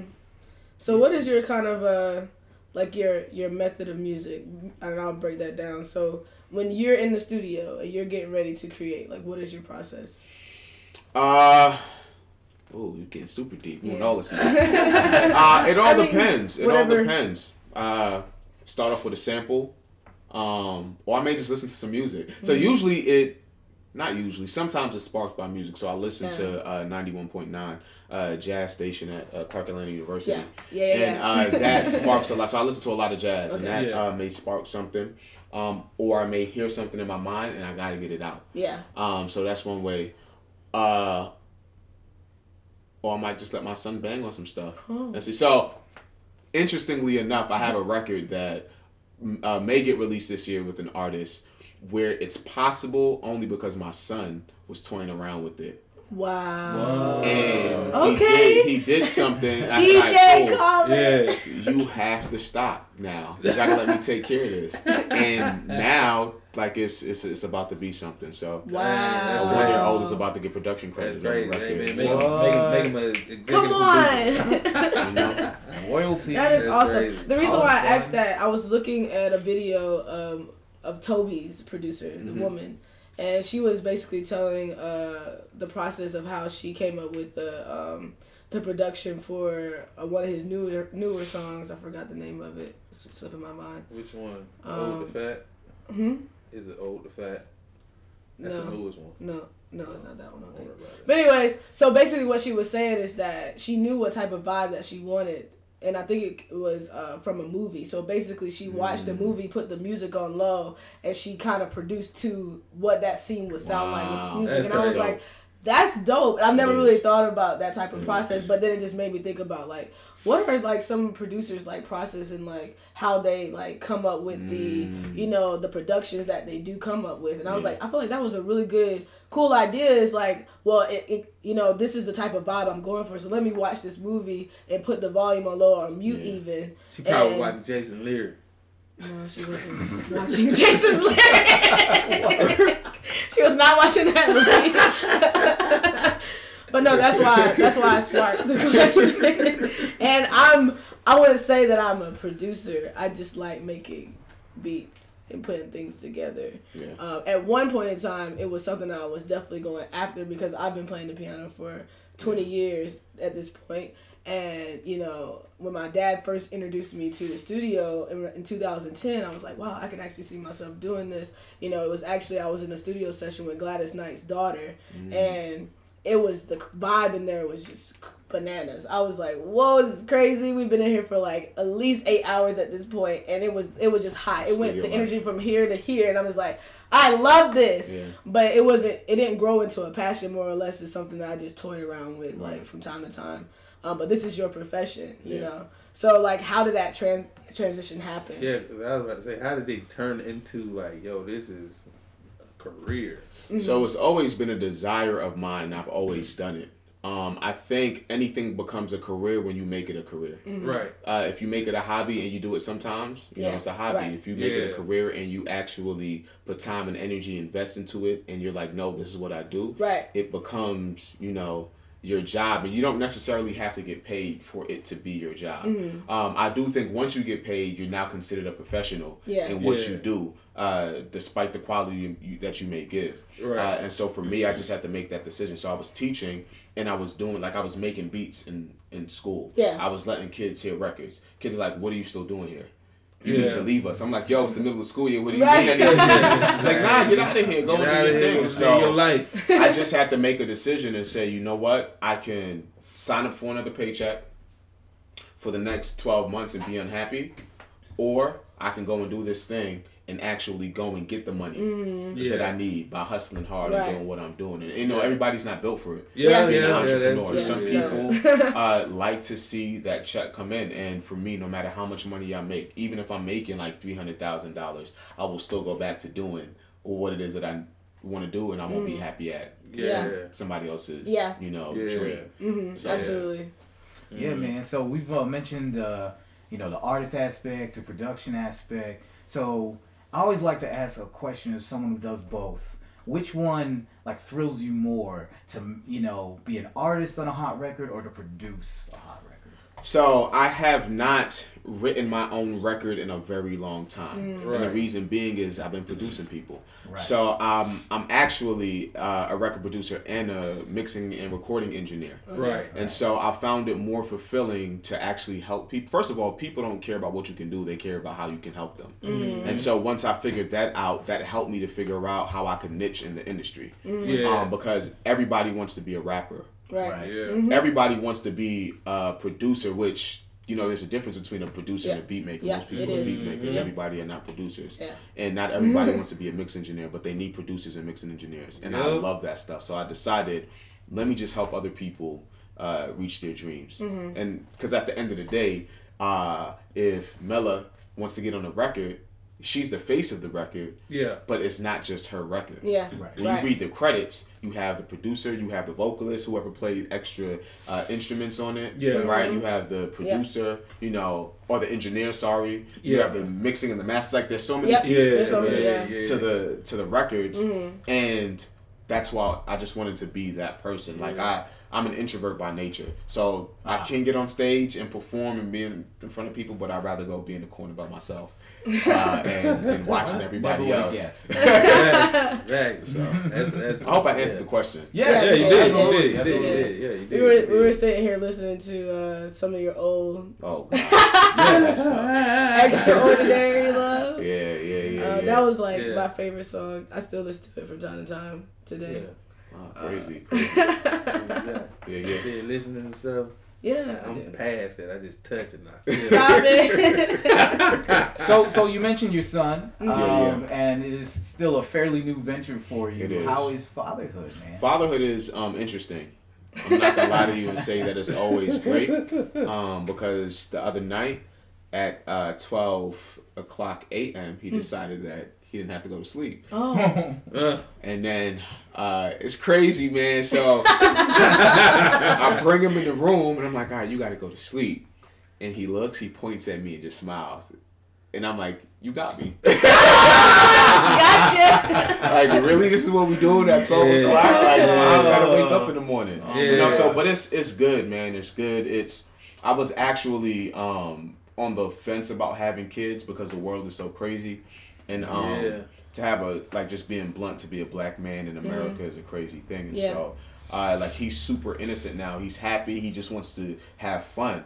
And I'm gonna have to break it to him at some point. Like, son, it's real out here. Like, it's not all lilies and frolicking. Like, you really gotta watch how you move. But it's good. It's fun. It's great. He's 15 months today.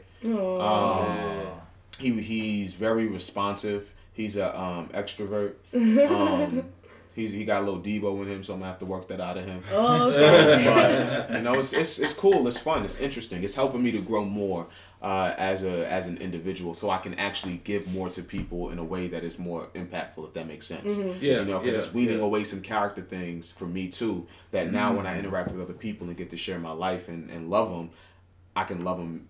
You know, more purely. And more purely is not grammatically correct. But but then we're going to work with it. We're going to work with it. We're going to keep on working with it. I'm about to say, because today you can just, give people what you want now. You know what I mean? Because then they respect it. Because it's like, hey, that's the way you feel. That's the way I feel. Now, they out here serving dinnerless dinners. I'm about to say I'm on my Billy right now.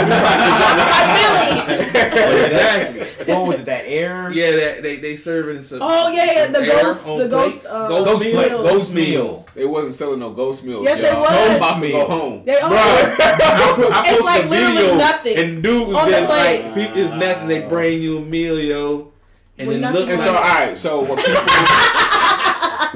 That's why I'm telling y'all, I'm finna be the richest man on this planet. Were people eating the ghost meals? Yes, there was people attempting. We used to play like that. Exactly. That's what I'm saying. They just took that idea and made it a thing. People want to be transported back to their childhood. Bro, that's what I'm saying. Because I got this idea, bro, and I'm telling you, it ain't gonna be bad. I'm gonna be I ain't gonna be Billy though. It's gonna be right. That's Billy. Because I don't want to see. Billy. I don't want y'all. When you write that book, I'm on 40 now. You selling 8 sandwiches? I'm on 40% off top. Yeah, I can't wait for mine.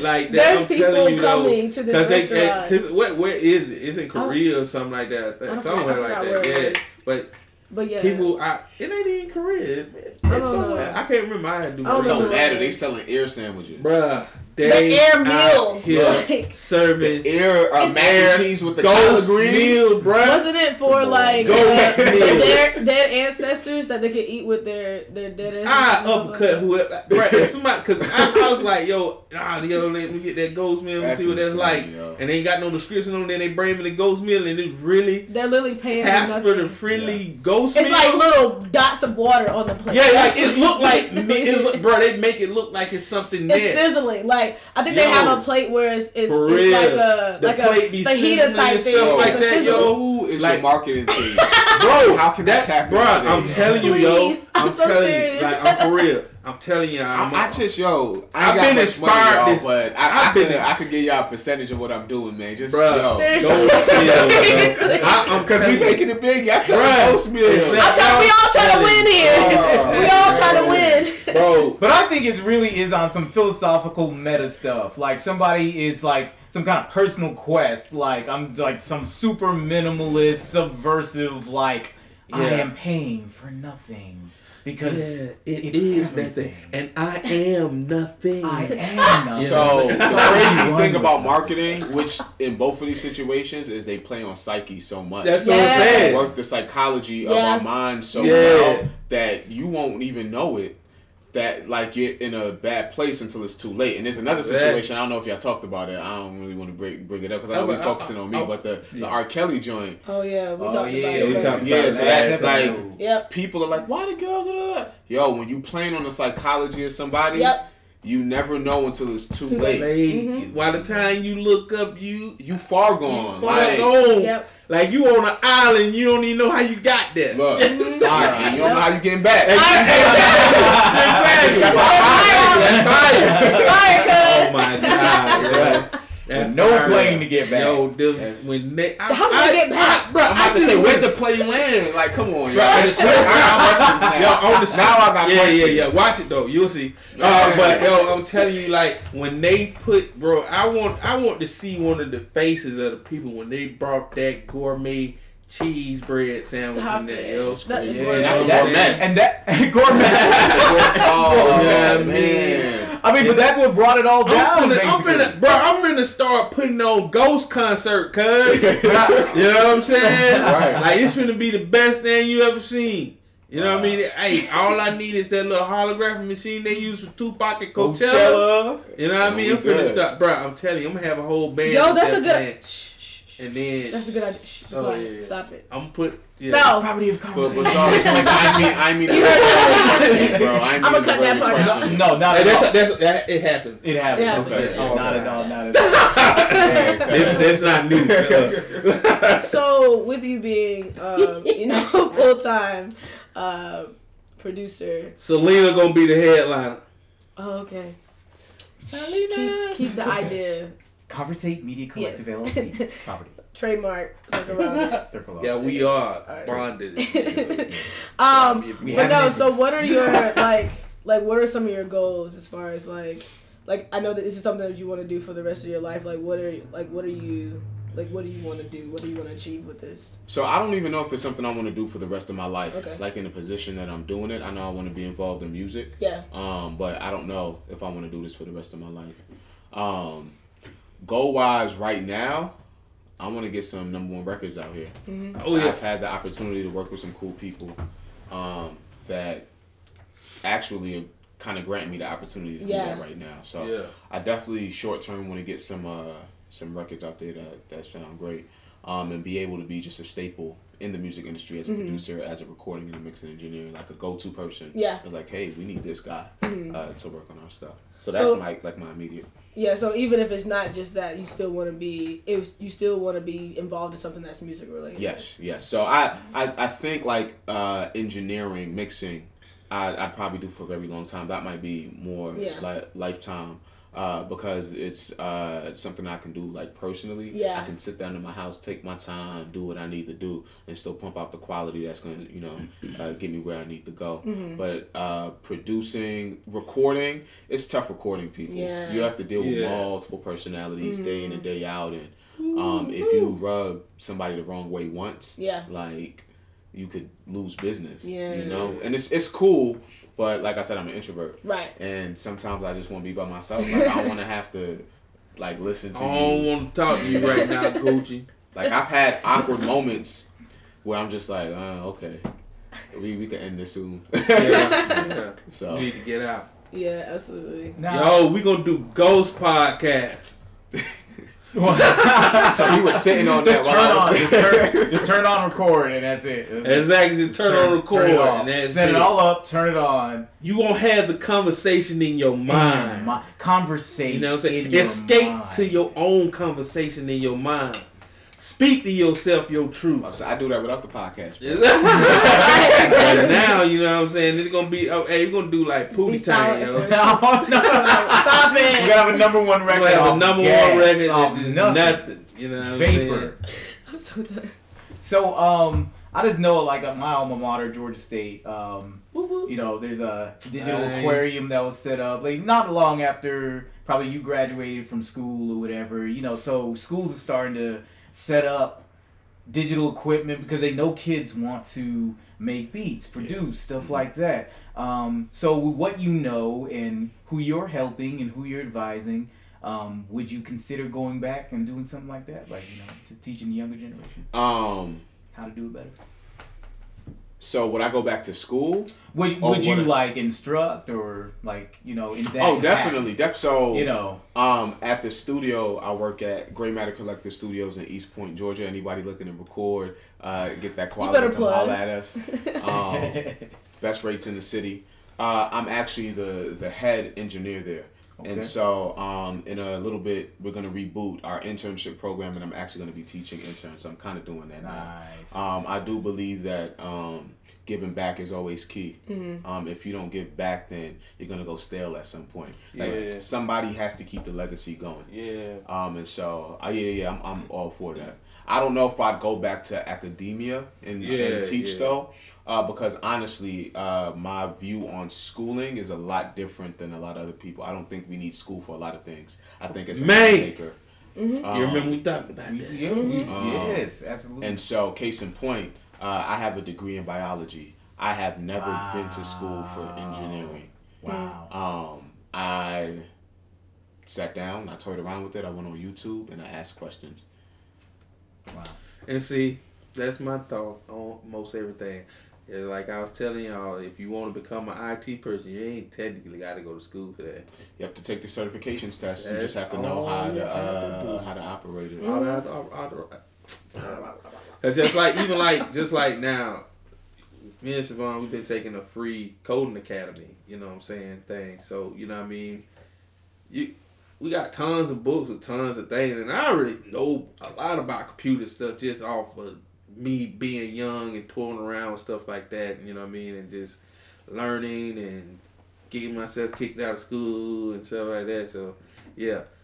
But it's just like a lot of that stuff, man, like I don't think you need classrooms. Classrooms teach you uniformity and that's it. Mm-hmm. You know what I'm saying? They don't teach you how to become the person you want to be or trying to be. Like it's just a holding cell, you know what I mean? And that's one thing that I believe, like a lot of things out here, it just need to be like OJT, you know what I'm saying?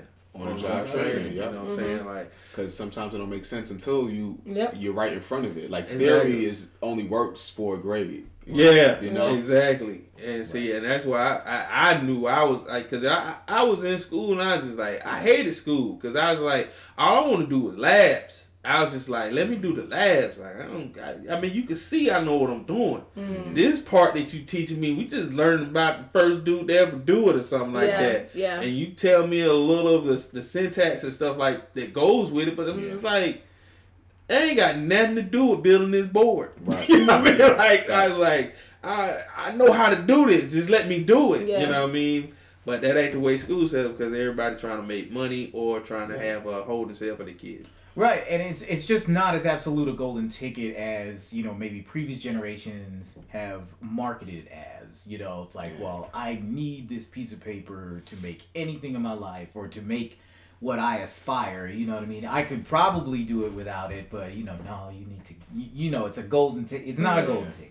Yeah. Well, going back to the entrepreneurship conversation, if you're not an entrepreneur, then you probably would have to go because you have to conform to the standards that everybody else is saying, you know, is key. So, yeah, because if you don't want to, because that's like I tell people, like I don't knock people for doing what they do because just like some people find safety in that, you know what I mean? But just like myself, you know what I'm saying, and a lot of people that I know, they ain't no type of people. You know, I knock them because there's a better way. We got to stop being lazy. That too, but it's like my grandfather always said, he's just like, hey man, people gonna walk into the. That's right. You know what they gonna do what they gonna do. They gonna do what they gonna do, because he's like he'll like this world ain't meant for everybody not to be lazy. Yeah. He said he said this life is the weed out the wheat. Yeah. You know what I mean? Because he was just like, I seen him hustle, and I was just like. You know what I mean? Like that's what I want to be. You know what I mean? I want to go get my own. You know what I'm saying? I don't want. That's like I tell you, that's why like even like my job now. I was like, I don't like working with people, man. Like and that's why I do my little side stuff and got other stuff going on around it. Cause it's like the one day I just be like, I'm done here. I can be able to be done and just go walk into something else. And that's why I keep like doing this coding academy or reading the books that I read to learn how to do other things. You know what I'm saying? Because just like I would like to create a consulting firm. You know what I'm saying? Like just have a group of people that know how to do this and go do it. You know what I mean? Like and not just like, even like with your Blue Matter Creative and your, you know what I'm saying, how you everything, all our art he do. You know what I'm saying? And taught himself to do it. You know what I mean? And just like he can make money from that, you know what I mean? And that's why we created this collective that we have, you know what I'm saying? For we can take all our ideas and make it work. You know what I'm saying? Because once we had this media empire, you know what I'm saying? We own the map, you know what I mean? And Tyler Perry trying to come get some money from us. He's like, hey, man, you know what I mean? As long as you ain't making no Madea moves. Oh, you know he done? Yeah, he done. Yeah, I know, but if he might bring it back. If he might bring it back, don't bring nothing back because he's coming back up here. You can't bring it back. That ashy meat knuckle meat woman. You know what I'm saying? Gonna have problems. So I'm peeping some of the commentary here, the comments here. Shout out Russell Brown. He loves your CAU jacket. He's an alum himself. So he loves your jacket. The real Panthers. Anyway.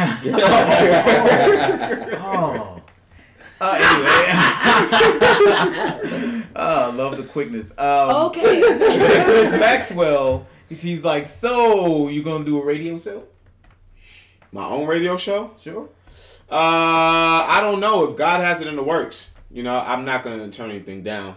If it makes sense, then I'm all for it. I'm down. Yeah. I would love to interview people and kind of see what's up and kind of have like real talk. Sort of like this. Yeah. Where you can just air it out, but give your perspective of life. So. That's because even like what we talk about with things that we try to grow out and we try to do and try to pour our ideas in the pot and see, just like I believe in. I take life like you're supposed to be able to make stews. You know what I'm saying? Mm-hmm. Like you have to put a bunch of ingredients to make a stew. Yeah. You know what I'm saying? And I feel like, a lot of times that's what a lot of people don't like to pull from resources from other people because they think it's a such thing as a self-made person. No, that's the selfish person. Yeah, that's exactly. And I be telling people that I was like, there's no such thing, Like you can say that all you want. It sounds good. It hashtags well. Right. But nobody is self-made. Nobody is self-made. No. You know what I mean? Independent artists. Hey, I don't want to throw nobody under the bus, but ain't nobody did it by themselves. They ain't record themselves. Yeah, exactly. Produce themselves. Exactly. Themselves. Right. They ain't come back out there and check the levels like everything. And they do like it's a team behind it. Yeah. Right, exactly. It's like it's always somebody working behind the people, but that's just the thing we like to put out there in front of people because we want people to be selfish. Because honestly, it slowed down the people. Like I tell people, all things are psychological tactics. They put things out there because it's going to slow people down and it's supposed to slow down. You know what I'm saying? And just like, if you got a person that's already mad selfish, you know what I'm saying? Yeah. It's going to slow them down even more because it's like, oh, we just put something wrong. Now you think you're supposed to be able to make it on your own. Yeah. Now you're slowing down. Now the person that got a team around is going to go in front of you and gain ground exponentially. Mm-hmm. So don't believe the hype, man, because it's like the people you have around, the crew you have around you, the minds you have around you, you need different kinds of intelligence around you. Yeah. You know what I'm saying? You don't rock with your own intelligence, you know what I'm saying? Because it's like you can fool yourself. You know what I mean? So you need people to correct you and just say, hey, what did you think about this? You know what I mean? Because we're linear thinkers. We just take one idea. It's rare that, especially with a person that like to hone in on that idea and really, it's rare that we looking to the right or the left of us when we going in that direction. Yeah. But have somebody say, hey, did you think about, this left turn coming up? It may be a little quicker way and you'll learn something on the way. That's how you have to do it. Can I say something to the extent of that? So Sicko Mode, you guys know the Sicko Mode record. It's up for Grammy. Yeah. It has 30 writers and 5 producers on it. Oh my gosh. Jesus. Didn't know that. So what people don't realize is this day and age in music, if you check the credits, everybody is collaborating because they understand like, hey, I don't have to be if we can all go and eat, why not? Right. I don't have to be the only name on the table. But the secret is people have been doing it. Their names just haven't been broadcasted up front. But now everybody's name is up front. So you see like, wow, 5 producers. 5. 30 writers. 30. And we talking about a rap record. I'm not talking about and that's what I was about to say. We talking about 30. A rap record for 30 writers. Ariana Grande's record, was it 7 Rings that just came out? 7 writers. Dang.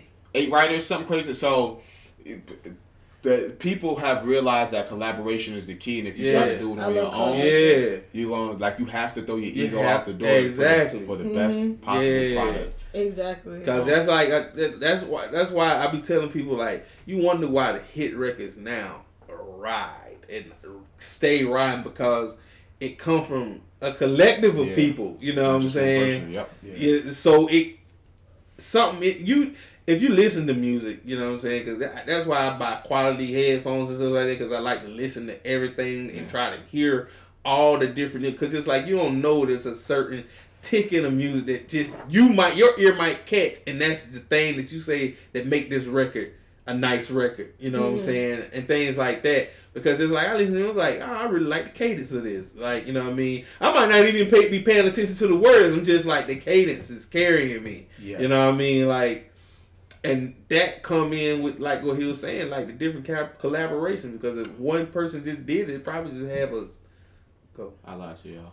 It's 30 writers and 5 producers. It's the other way around. So they had 30 people write that record. No, you said it right the first time. Yeah, is that what I said? Yeah. I was just saying. Yeah. You said 30 right. Okay, you said right. Yeah, I thought I said 30. Yeah. Yo, you had said 7 producers. For Ariana. 7 for the Ariana. Yeah. No, I think it's like 7, 8 writers on it. Yeah. So man. So it's just collaboration is key out here. If you ain't got nobody, if you ain't building a team, you ain't going nowhere. Yeah, that's true. Yeah, you killing yourself. And so that's what happened to me, because I was literally writing my records, recording my records, mixing my records, and sometimes producing my records. And I wasn't able to make any more records. Wow. Because I was like, I can't do this. My mind is trying to figure out what I need to do. And nothing is coming through right now. So when I stopped focusing on writing, my production got better. And my engineering got better, because I could breathe again. Cool. Now let's work towards something positive. Right. Because even like one of my favorite artists, you know what I'm saying, is Big Crit. He learned that lesson. He learned he can't do it all himself, because he even talked about it in the interview. Like I got burnt out. Like it got to the point where everything was sounding the same. You know what I'm saying? And he was just like, that's how he knew he had hit a wall, and that's when he started bringing people in to help him. And put music together. So if he gonna rap, he gonna rap. Yeah. If he gonna produce, he gonna produce. Right. It ain't gonna be both. Yeah. You know what I mean, and stuff like that. Because like, that joint tough. It's tough. Like he's like, your creativity, the windows in all the departments. You know what I'm saying? Like, and so that's just like that's why I listen to like different people in business and artists and stuff like that when they talk about that real side, because I like to see what's going on behind the picture before I can be like, this is life. You know what I mean? I need to know what the reality behind these things are, not just like, the glitz and the glam and the show. Right. You know what I mean? That stuff don't matter. So, last question before we get into some final thoughts here. For people who are starting out with, either whether they just want to make beats or they are striving to be a producer, what are some of the equipment that you would suggest, and what is some advice that you would give as well? Equipment I would suggest is, if you're just starting out and you're on a budget, Just get you a really nice interface if you're a producer. And if you're an engineer, really nice interface, and just invest in the tools that you have. It becomes a very addictive thing where you're always buying the new because they have conferences every year on new equipment that's coming out. And so the question becomes, when do you stop? When do you right. You know, so you do a lot of research on that. And for anybody starting out, learn. I think a lot of us want to just jump into things and not really understand what we're doing. And so then we get frustrated because it's not sounding like somebody who's been learning for 30 years. Well, they've been doing it for 30 years. So you gotta catch up. But if you take time out to learn, and that's something that I do even now, I'll be in the bed and I got my iPad and I'm looking at YouTube videos. Like, cool, that's how you do that. That's how you do this. Just researching information, just so that I can like grow in my skill set. So Yeah, that's good. That's awesome. Yeah. Y'all out here. Kawanis Andrews, if you watch this, I hope this touched your soul. Touched it. Because you have a great talent for this thing. And you know what I'm talking about. I need you to do better. Ghost podcasting. Right. Sub-podcasting. He's sub-tweeting. I'm telling you, like, because you just made me think about this guy, man. Because this guy, we used to hang around each other pretty tough, man. And he was just, like, the dude had talent. I don't even know how, he used to just be able to sit at the keyboard, sit in the interface, all that stuff like that, and just put something together. Just like that. But he dabbles in it, but he don't take it seriously. And he's like, yo, I think you like killing yourself. You know what I'm saying? Going to work for other people when you know how to do this stuff. You spend all day on this. Why don't you just go for this? I would ask him, what is he scared of? Yeah. Because it just sounds like he's scared. Yeah. Yep. Which is an emotion he's okay to have, but yeah. Because I'd be like, I just sit there, I'd be like, why? Give me that. You know what I'm saying? Oh, you don't want it no more? Okay. That's what I believe. I wish I had the power to do. Oh, you don't want to do nothing with that? Oh, you want to be God? Wow. Just a little bit of Thanos. You know what I'm saying? Just a little Thanos. You know what I'm saying? Thanos. Just a snap of the finger. Yeah, snap of the finger. Give me your powers, cuz. You don't know what you're doing with that. You know what I mean? You're out here playing. But yeah. Alright, final thoughts, Stevie Neal. Final thoughts. Peek back out to the comments and reminded, with many advisors, victory is sure. And that was definitely a theme in this conversation. And it just makes me think of my team here. Mela G, Darius J.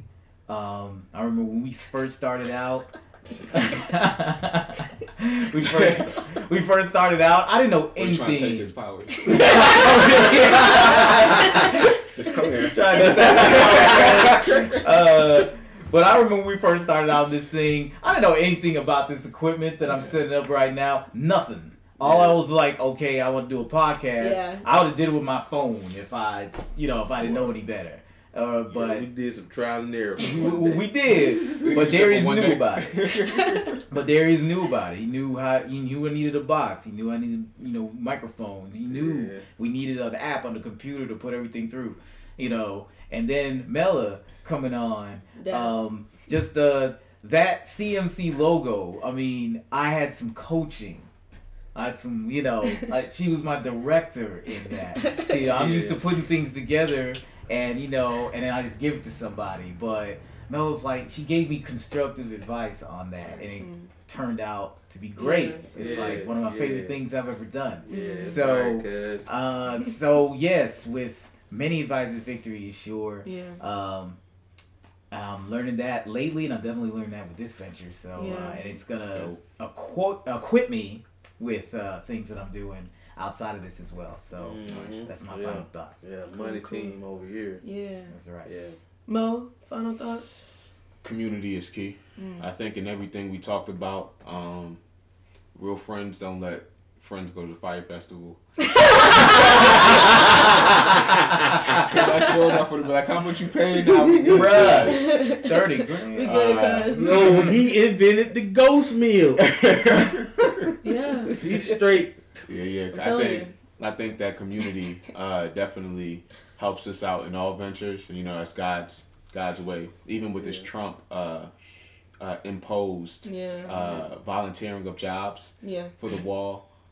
You know, we can take care of each other. It doesn't have to get out of hand. And I think us banding is more powerful than us stealing and fighting and doing all of that other stuff. Because all that's going to do is just provoke the wrong people to do what they try and do anyway. Yeah. And so I think community is key in that. And just even what we've been talking about as far as collaboration on anything, business-wise, music-wise. Like if you don't have a community to talk you through things or just even to support you or to take the weight off of certain things off you, you're going to end up crumbling. Yeah. Yep.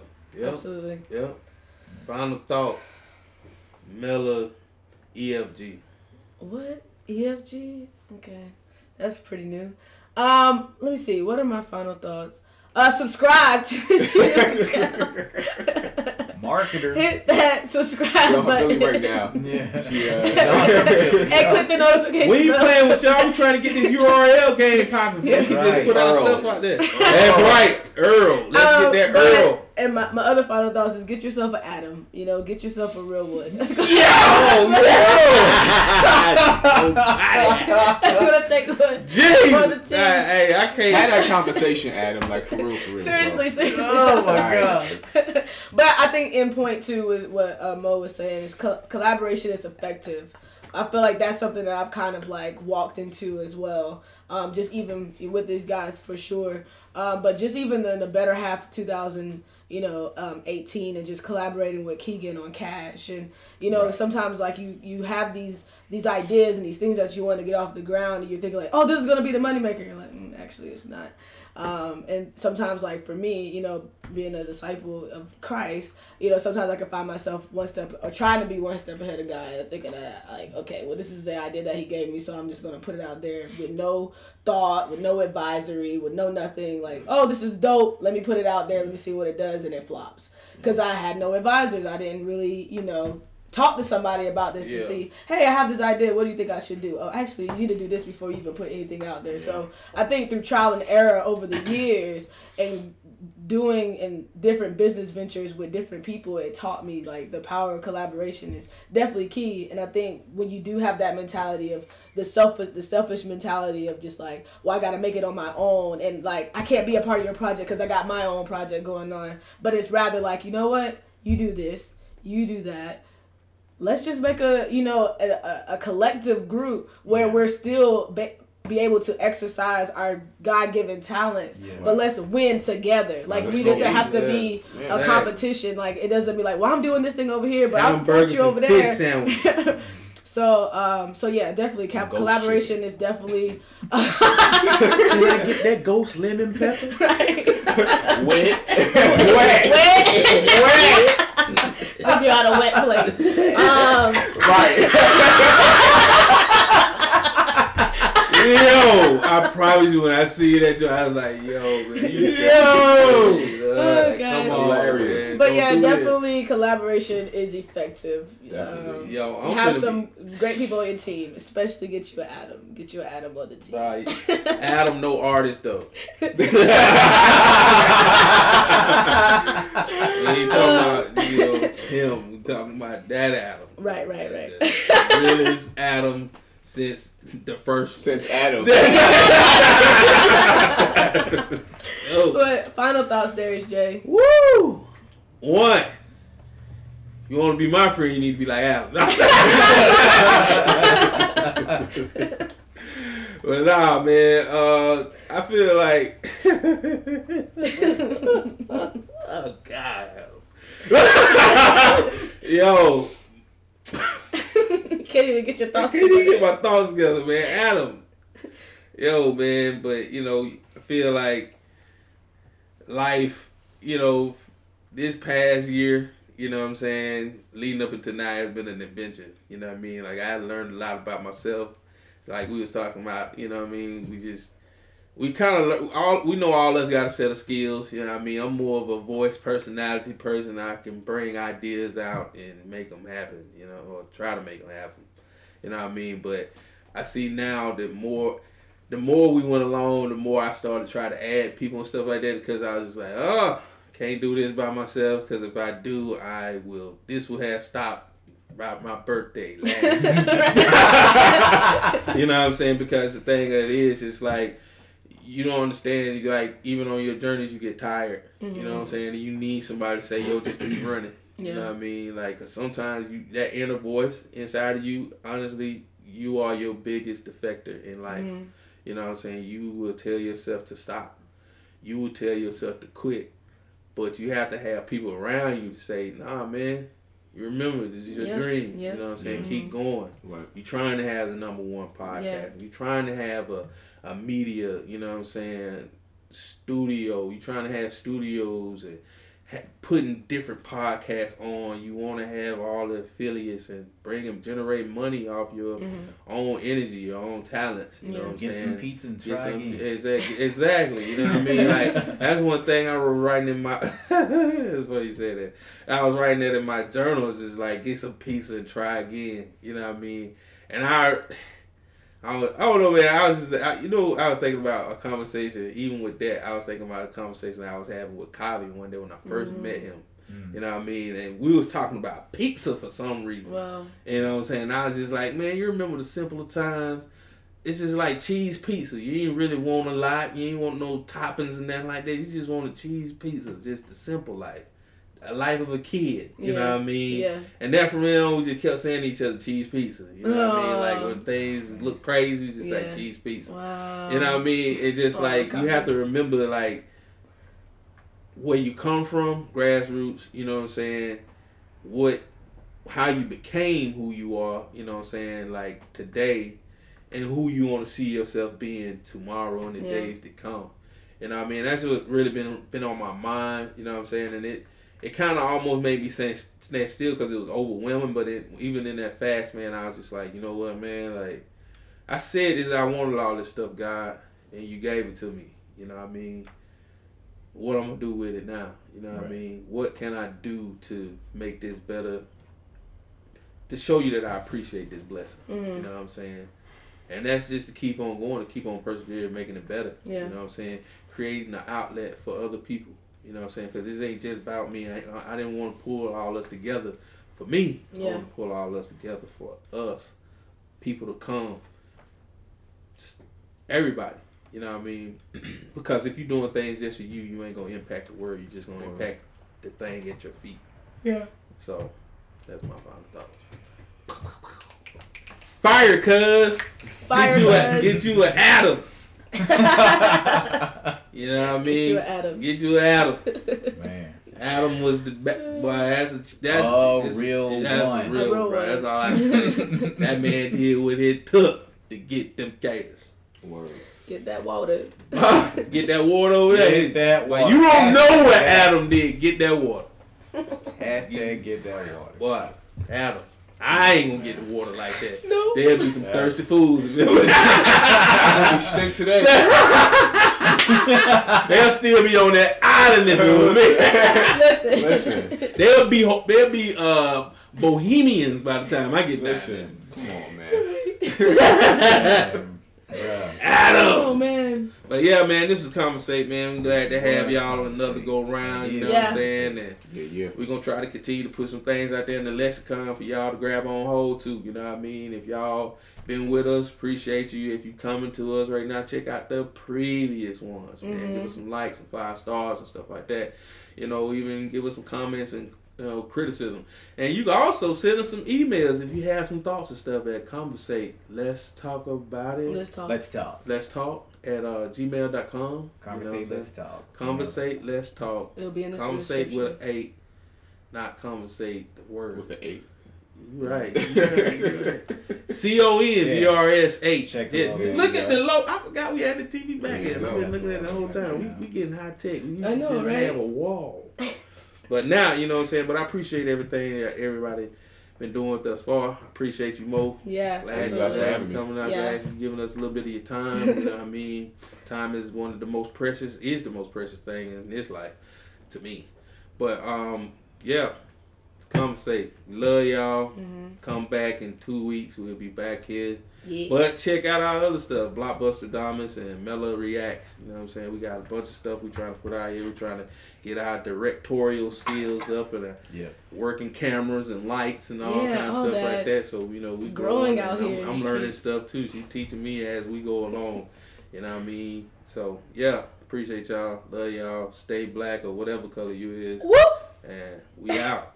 Like, subscribe, ring that bell. Ring the bell, because if you don't, you won't get to know where we at on anytime. You won't be able to show up. Custom URL. Exactly. We want that Euro. Get that Euro. Get that Earl. Get that Earl. You know what I'm saying? Peace, y'all. But thank y'all for watching. Yeah, your mama and them will tell them to come holler at us. We got 2-piece ghost specials. And cut.